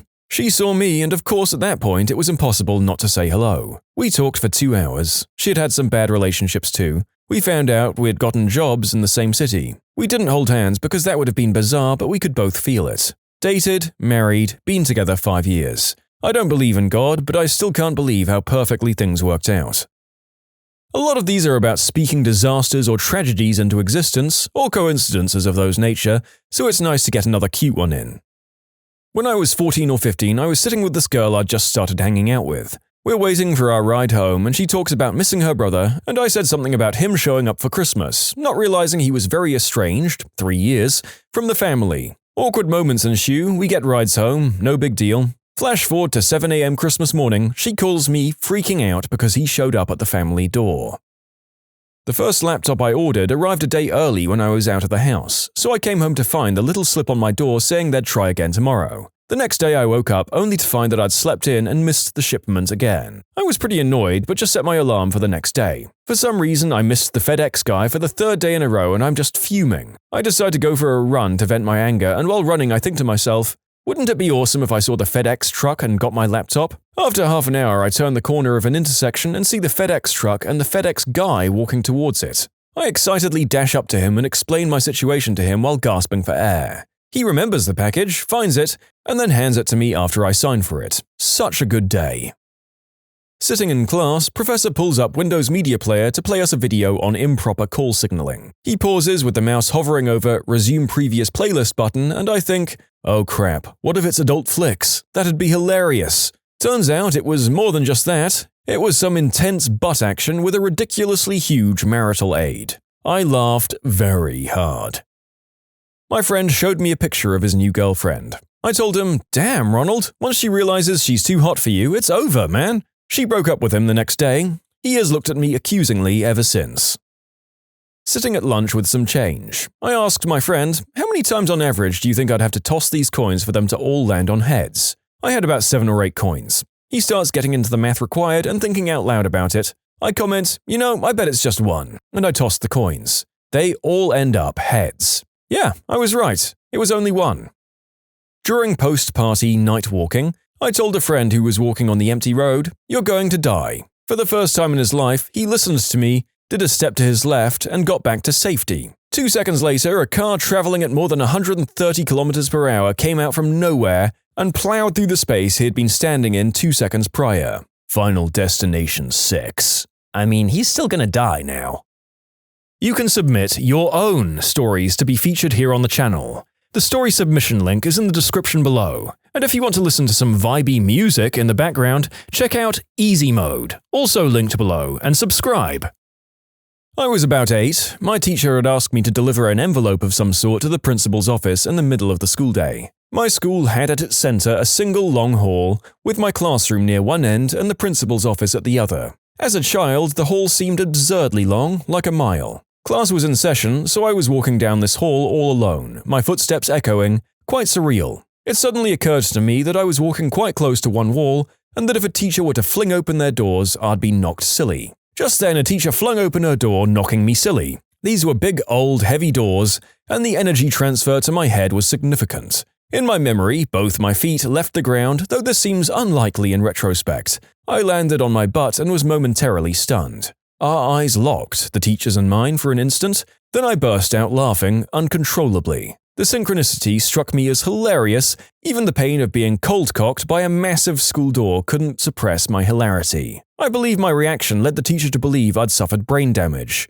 It took quite some time to convince the various concerned school officials that I was unharmed, if silly. I was talking with a group of friends outside of an Expendables show in Santa Cruz. We were smoking cigs and making jokes when one of my buddies gets our attention and says, "Watch this, I'm gonna pull this girl's shirt down with my mind." He made a funny concentrating face and we all laughed and looked at the girl about 15 feet away from us on the porch. She was mid-conversation with what looked like a good friend, who was male, and slowly but surely her loose top slid over. With each hand motion or exclamation, her top inched over slightly. After about a minute and a half, her right fun chest bit was fully exposed. We cheered and laughed and couldn't believe it. The guy who was talking to her noticed but was too embarrassed to say anything. She finally put it away when some chick from a nearby table made a comment about it so loud that she took notice. But she was standing there with one of her tots out for a good few minutes. By the end of it, everyone on the porch was looking at it. She was a really hot girl with a great mid-sized rack, so I guess that happens a lot. People staring. I kind of felt bad because she got really embarrassed, but wow, it was funny. In college, I was watching Eurotrip with my buddy. The Pope had been sick, and during the part where they make Vatican City think the Pope is dead, I turned to my friend and said, "Man, wouldn't it be weird if the Pope died while we were watching this?" His time of death was almost exactly then. I found out the next day. In short, I killed Pope John Paul II. Wait until the Catholics hear about this one. You're in for it, Buster. Every time I say, I thought, insert celebrity name here, was dead, they die 3 days later. Unfortunately, I have to actually believe they were dead. I've said I thought Tom Cruise was dead about 7 times and nothing has happened. I'm really sorry about Johnny Cash, though. Quickly, someone convince this person that James Corden is dead. Stat! Oh, I'm kidding. Mostly. Not really pre-thought or said, but it was the craziest thing ever. My friend and I were at Fridays, and he was being super rambunctious and obnoxious while eating his salad. For some reason, he thought it would be a good idea to poke a tomato with his fork and then fling it at me as hard as he could. Drawing his fork up past his shoulder, my friend seriously whipped his tomato across the table with all his might. My first reaction was to sort of turn my head, anticipating the thwack sound the wet vegetable would make as it hit me. But that sound never came, there was no sudden thud, and no tomato hit me. I sat there fork in hand wondering what the frick happened. Somehow that giant hunk of tomato had zoomed across the table and stuck itself onto my fork in the exact same way it was on his. Had we been professional lacrosse players planning the perfect pass, we could never have executed it as flawlessly as had happened. It was the most beautiful demonstration of Newtonian physics my then 17-year-old self had ever experienced. And yes, a tomato is a fruit, I made an error. But guess what? I'm not changing the story. Went to college and worked at a grocery store in Bellingham, Washington State. My co-workers and I were talking in the break room before a shift and the subject of celebrities came up. We talked about how celebrities might be a-holes because they had to deal with sycophants constantly bothering them. Then someone brought up Ryan Stiles, who lives near Bellingham and is owner of the Upfront Theatre, and how he would never shop at the store by the college campus, probably because he doesn't want to be hassled by college noobs. After our conversation, we left to go to our check stands, and within a few minutes, Ryan Stiles walks in. Unbelievable. Regular guy, wears blue jeans, sneakers, and a casual shirt. Really nice too. I was hoping I'd get to help him just to see if he would say something funny, but my friend did instead. About 7 years ago, I was still in high school and living with my mum, my brother, and my younger sister. My parents got a divorce about a year and a half before, and my dad kind of screwed us. My mum was unemployed, but going back to school with less than a year of schooling left. She was 48 at the time. We had no money, no food, no nothing. We've always been a poor family growing up, so it wasn't anything new. Unfortunately, we couldn't live where we were living anymore and had to move. This was the first move without my dad, so it was kind of the toughest. I remember day after day, my mum would cry wondering how she would feed us, move the house, care for us, get money for bills and other things. I remember asking her what we were going to do or how we'd pay for anything. She had no answer. She went to get the mail a day after. She always avoided the mailbox because of bills, and when she did, she found a letter with a check in it for $6,000. She was employed at an insurance firm where she'd met my dad some 20 years earlier, and as a perk for working there, you're given stock options. My mum forgot about the stock options, and they tracked her down 20 years later to give her the money, and single-handedly saved us from being homeless. My mum made that $6,000 go a long way. We happily moved to a cheaper home and everything is okay again. We were at a poker table playing poker once and I was winning $100 to $150 from my mates. The dealer was next to me and he was like, "Man, you're totally cheating." He was joking, of course. He was dealing the community cards and I was like, "Next card is the 3 of spades." Next card was the 3 of spades. Best moment ever. When I was a kid, every time I thought about a certain episode of The Simpsons, it was the one that would come on that evening. For example, I would imagine a scene or joke from the one where Lisa gets braces, and it would come on. I thought I was psychic, but I never could use my power for good. Sometimes I pretend like I have a bazooka. This happens when I'm in the car with my girlfriend on our frequent and boring 4-hour trips to home and back from college. Well, one time I shot my imaginary bazooka at a car in front of me. A second later, his tire blows out and he swerves off to the shoulder, staring at me all the while. He was probably as confused as I was. When I was about 8 or 9, my family went for a walk, driving our huge 15-passenger red van to the path. Mind you, this is a small walking path in the middle of nowhere that no one knows about except for our family and a few quad riders. For some reason, when my dad closed the door of the van, I got terrified that someone would steal our car. Obviously, none of my older brothers or sisters wanted to listen to a whining 8-year-old. After the walk, we came back and, as guessed, the van was gone. Disappeared. After filing a report with the local cops, we got rides back home and waited. Turned out the thief just needed a way to drive a few friends to an amusement park. The van was found a week later in the parking lot of Kennywood. One night I was stargazing while being outside for a smoke and saw a shooting star between 2 prominent landmarks. A few days later, I was outside again at the same spot and I remembered the shooting star and thought how cool it would be to see it again. A few seconds later, a shooting star crossed that same spot. Oh, and one time I predicted a joke on 2.5 Men. That isn't that hard though. You're not wrong. I don't think I saw a single funny or original joke in the one time I was subjected to that awful show. Come at me, haters. One time about 10 years ago, my buddy and I were about 15 or 16 at the time. We were standing on his front lawn waiting for my mum to pick me up when we heard a guy screech his tires and spin out on the top of the road leading to his house. Looked like he was trying to do donuts. We both looked up there thinking it was a car accident about to happen, but it was nothing, so I said, I got excited. Would have been great to see that guy crash into a pole, for some cheap laughs. This guy couldn't have been moving faster than 10 miles an hour, so it would have ruined his day and nothing more. The guy straightens out and drives down the hill and then completely loses control of his car and slams it into a telephone pole about 30 feet from where we were standing. It was hair-raising. We still laugh about it to this day. Another one was about this guy I knew a while ago. He wasn't such a bad guy, but he had an abrasive side and he liked to rib me for a lot of little things. At first I didn't mind so much, but after a few months of it I got pretty tired of him. My friend brought him up in conversation one night in front of a bunch of people, and as a show of disapproval of him, I said, if he died tomorrow, I wouldn't care. Well, guess what happened the next morning? He died in a motorcycle crash after some butthole doped up on pills and driving on the wrong side of the road nailed him on a blind turn. I still feel crappy about the timing. Sat outside college with some friends when several police cars appeared very suddenly, surrounding a car in the middle of the road and forcing them to stop. One of my friends said sarcastically, "Watch, they'll get the automatic weapons out next." Now, this is the north of England. It's not all that often you see the police wield any sort of firearm around here. But sure enough, 6 or 7 officers arose from their vehicles with MP5s and pointed them straight at the back of the car they'd stopped. They dragged a man out of the car and put him in the back of one of the police cars. One of the officers got into the car they'd stopped and they all drove away. The whole thing lasted about 30 or 40 seconds, and we were all sat about 10 feet away. On September 11th, I said to a coworker, wouldn't it be crazy if another plane hit the tower? I was at the game in 1998 that Kerry Wood struck out 20 batters. After he struck out the first hitter in the first inning, my friend looked at me and said, well, only 19 more to go. By the 9th inning, we had our entire section going insane as we counted down the last 2 strikeouts to 20.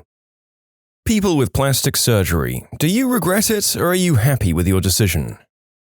I had a few scary spots on my back when I was about 13. When I got them removed, my mum told the doctors to go ahead and get rid of the birthmark that was located on my left butt cheek. I guess she thought it was big, but I kinda liked it. It was shaped like a perfect leaf, which I thought was pretty cool. Anyways, they took it and it left a scar that kinda looks like someone took a small bite out of my butt. There was just this big dent for a long time. It's still a dent, but not as big. Hopefully it goes away eventually. I'm not happy with it. I have a dent in my butt and I miss my leaf birthmark.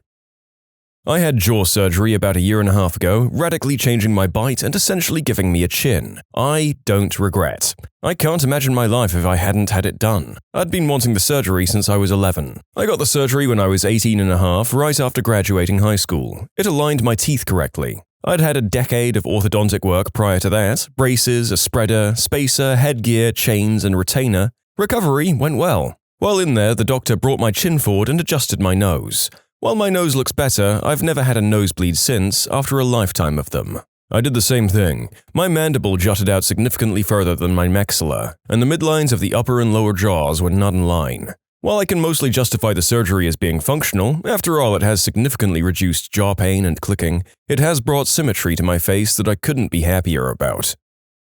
I've had a tummy tuck, double brachioplasty, breast reduction, and a neck lift after losing 160 pounds. And as painful as they were, I'm much, much happier and more self-confident. I messed up my body when I was young and wanted to not spend the rest of my youth in a sack of extra skin. I'm very, very self-conscious about doing this, but hopefully people can understand what a change it's made in my self-esteem. I'm still not perfect, but I'm proud of how far I've come. Please don't make fun of me. You just gave me the nudge to jump on board my sister having a similar procedure. She dropped over 100 pounds in less than a year, got divorced, and really wants some family support to have a chest lift, tummy tuck, and maybe more. I thought she was being a little vain until we went shopping together, and I realized she was holding it all together with special undies. She really has a lot of skin, stretch marks, and scars, especially in her abdominal region. She wants to get back to the dating pool, but is afraid for someone to see her undressed.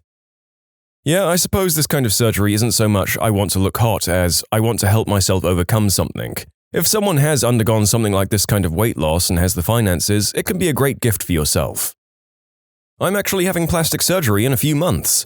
When I was a freshman in high school, I broke my nose playing basketball and actually dislocated my septum. It healed badly and now I have a lot of breathing problems, and it's also pretty crooked. Think one standard deviation away from Owen Wilson. When they go in to fix the septum, they're going to do a bit of cosmetic work and straighten and smooth it out. Obviously, I can't tell if I'm going to regret it yet, as I haven't had it, but I can say that when I tell people I'm having it done, they all tell me it's not necessary and that I look fine the way I am.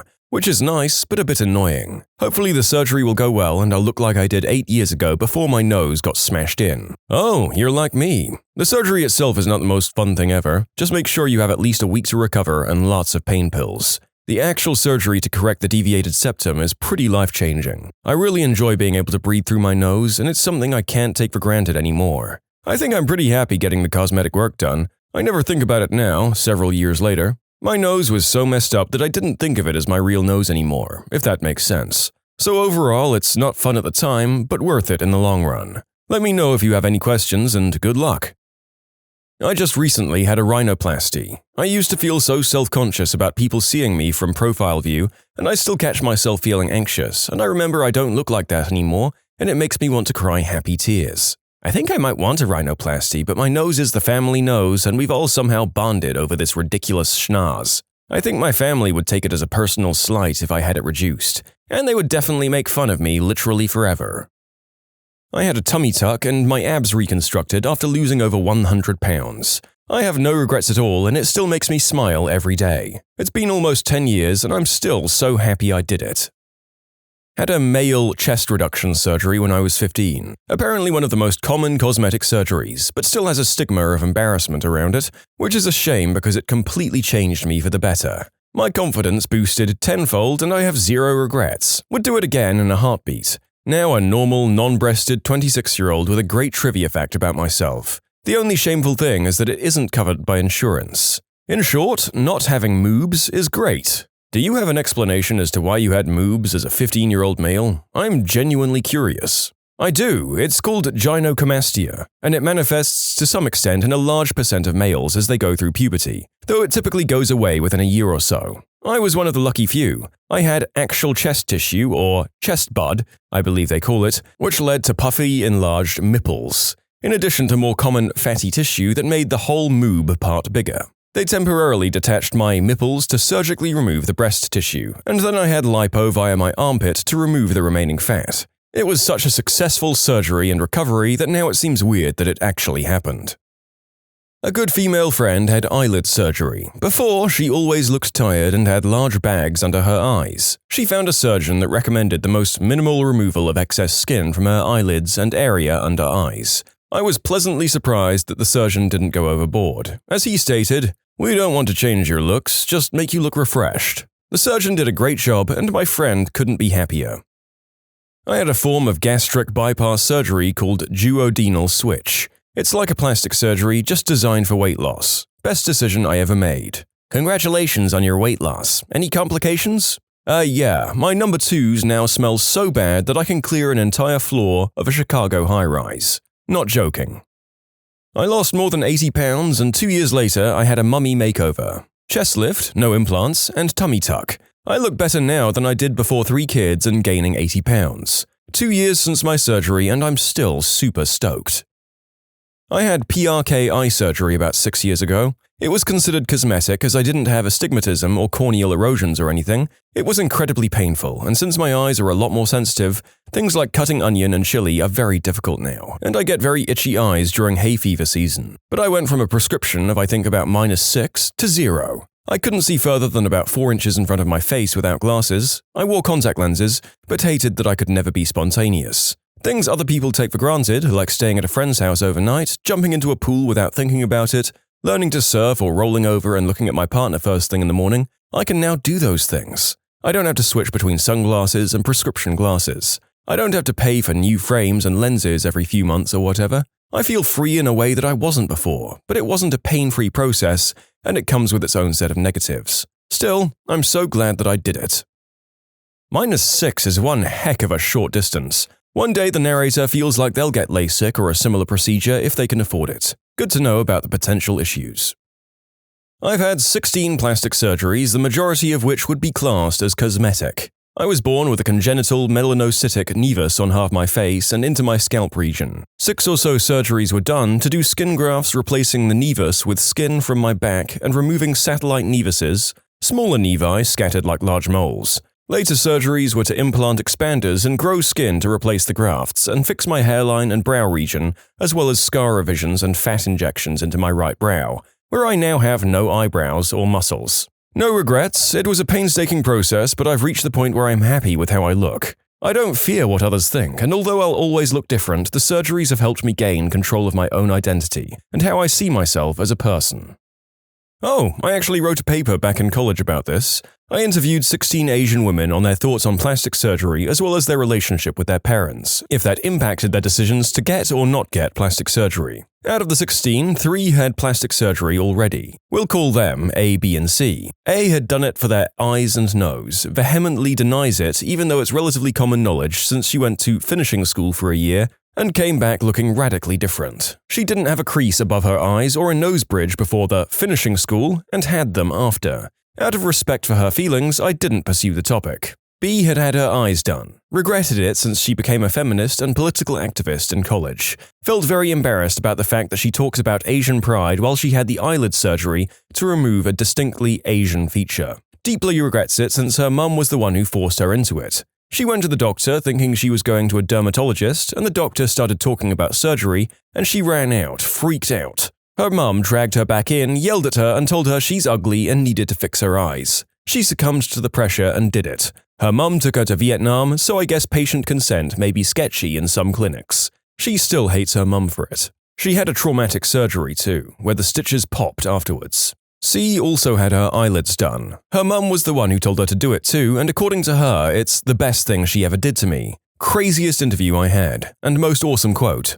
Sometimes you need someone to tell you you're ugly, and that's where your mum comes in. Like I'll be gaining so much weight, but I'm in denial and no one points it out. My mum would just go, "Oh my god, you look like a balloon." And I'll be like, "Oh my god, you're right." And then I go diet and fix the problem. Subject C wanted to do her nose next, but her boyfriend, and now husband, threatened to break up if she did any more plastic surgery. I got into the paper because I grew up with parents telling me I needed surgery to fix my eyes. I have the Asian monolid. I know it's relatively common for traditional Asian parents from Asia to do that, so I wanted to know just how common it was. The Asian American women I interviewed were all against plastic surgery, but my sample size is still too small, read 8. The Asian women from Asia that I interviewed, also 8, were international students from Korea, Indonesia, the Philippines, Singapore, and Japan. 1 had dual nationality and 5 grew up in 2 different Asian countries. One of the Asian women from Asia gave me the best quote. "I don't think the eyelid surgery counts as surgery, it's something every girl has to go through, like dyeing your hair." You can submit your own stories to be featured here on the channel. The story submission link is in the description below. And if you want to listen to some vibey music in the background, check out easymode, also linked below, and subscribe.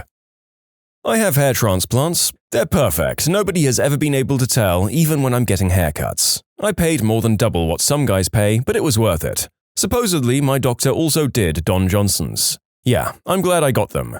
I asked a long-term girlfriend before, if I was bald, would you have dated me? And she said no. That's not to say some guys don't look great bald, but I didn't. By the way, there are 2 big negatives. 1, I have a scar that goes ear to ear, so I can never shave my head again, unless I want to start telling people I was bit by a shark. I also have to tell my barber to use a number 4 setting with the clippers. Anything shorter and the scar becomes noticeable. 2, if you do the surgery 3 times, you'll have a full head of hair in the front, but in the back you'll have to grow long hair from the top of your head to the bottom to make a fake hairline. This looks awful from the back. I can spot it on other guys.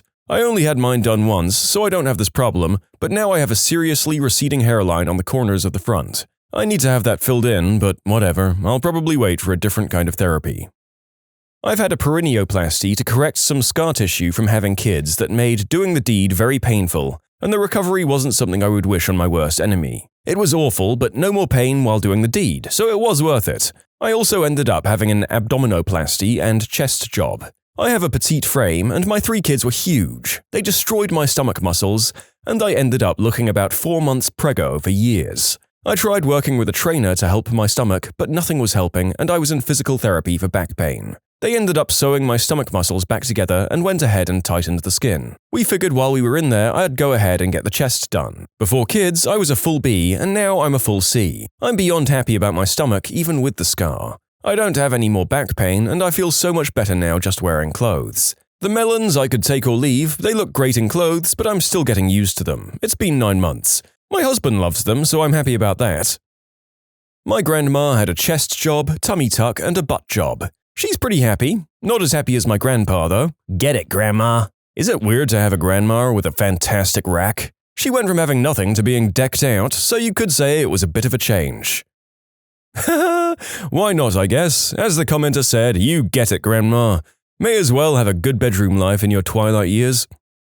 I was born a stick-thin girl who happens to have a huge butt. Like it was the only thing about me. And it was huge. It got me a lot of unwanted attention from men as a teenager. And people would make fun of me at school, and the negative attention, and creepy positive attention, genuinely made me want to self-delete. I was so shy and just wanted to blend into the crowd, and not be leered at by strangers. So when I was 17, I wrote a letter to my mum about how depressed I was about my body, and I was too afraid to give it to her, and hid it in my desk, where my dad found it and my mum talked to me about it. So the summer before last year of high school, I wound up getting liposuction on my butt, hips, and thighs. Not much, but enough that I don't get the catcalls and unwanted attention anymore. I feel more comfortable in my own skin. The guys I've been undressed around have never noticed my super tiny scars, even after I've told them about the procedure. The only thing that sucked was the garment I had to wear under my clothes for a few months. It was hard going to school in that, but yeah, 1,000,000% satisfied.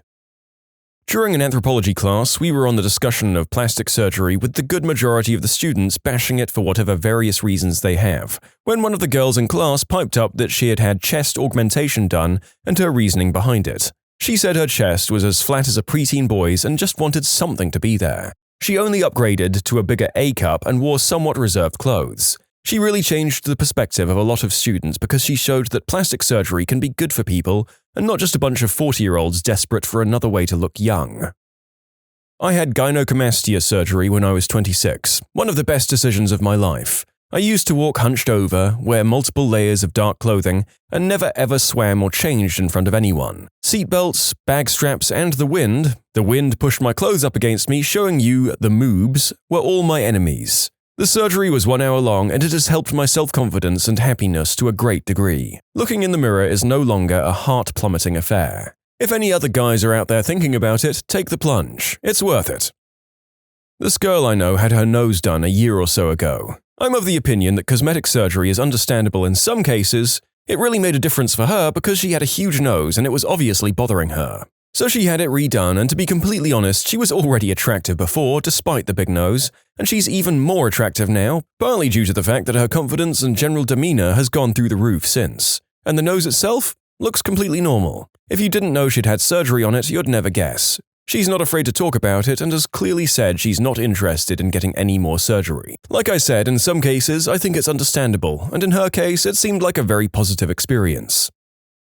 I had plastic surgery done to cover a hole in the middle of my foot when I was 3. Obviously, I have no regrets. On a side note, I hate that people use the term plastic surgery when they mean cosmetic surgery.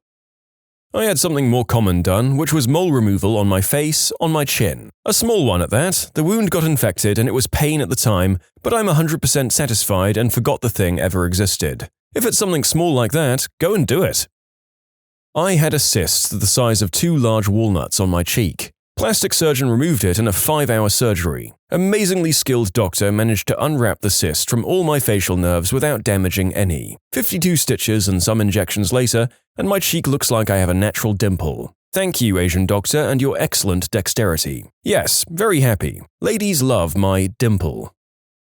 I had a facelift, lip implants, cheek implants, chin implant, brow shave, lip shortening, chest augmentation, all done at the same time. Also, orchidectomy, but that wasn't cosmetic. I'm trans and was not passable, and the surgery basically improved my life 100-fold. I went from constantly fearful and inverted to sociable and happy. It pretty much saved my life. All this was done almost exactly a year ago.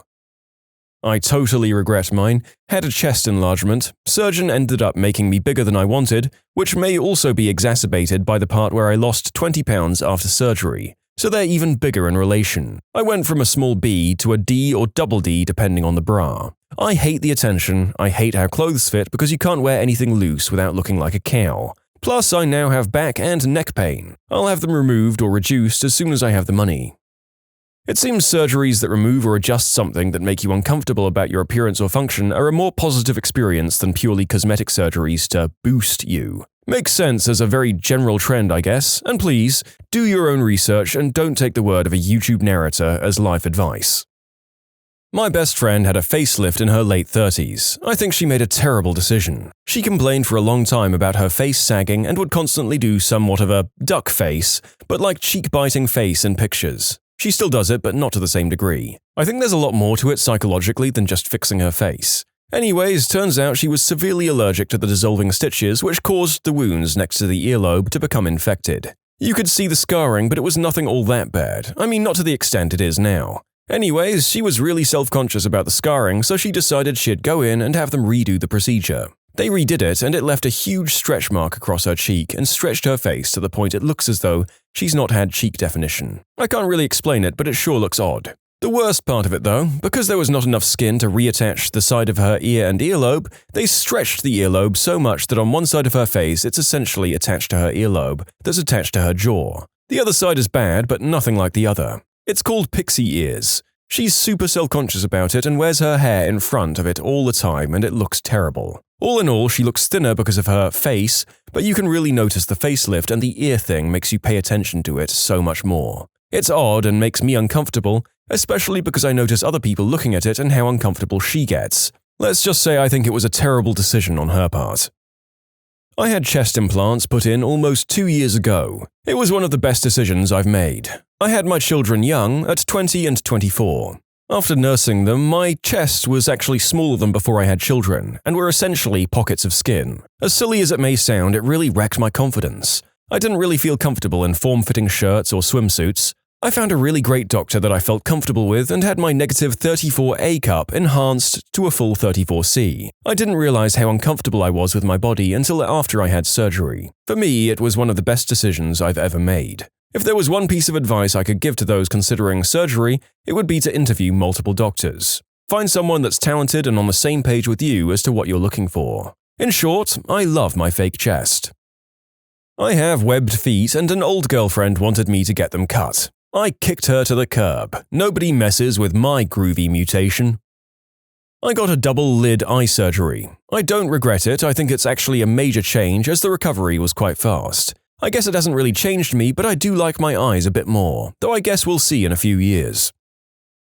When you subscribe, make sure to hit the bell to turn on notifications. Put the playlist on in the background to finish listening to all the stories, or if you want some vibey music to put on in the background, check out easymode. If you like Am I the Genius, give Am I the Jerk a shot. Everything linked in the description.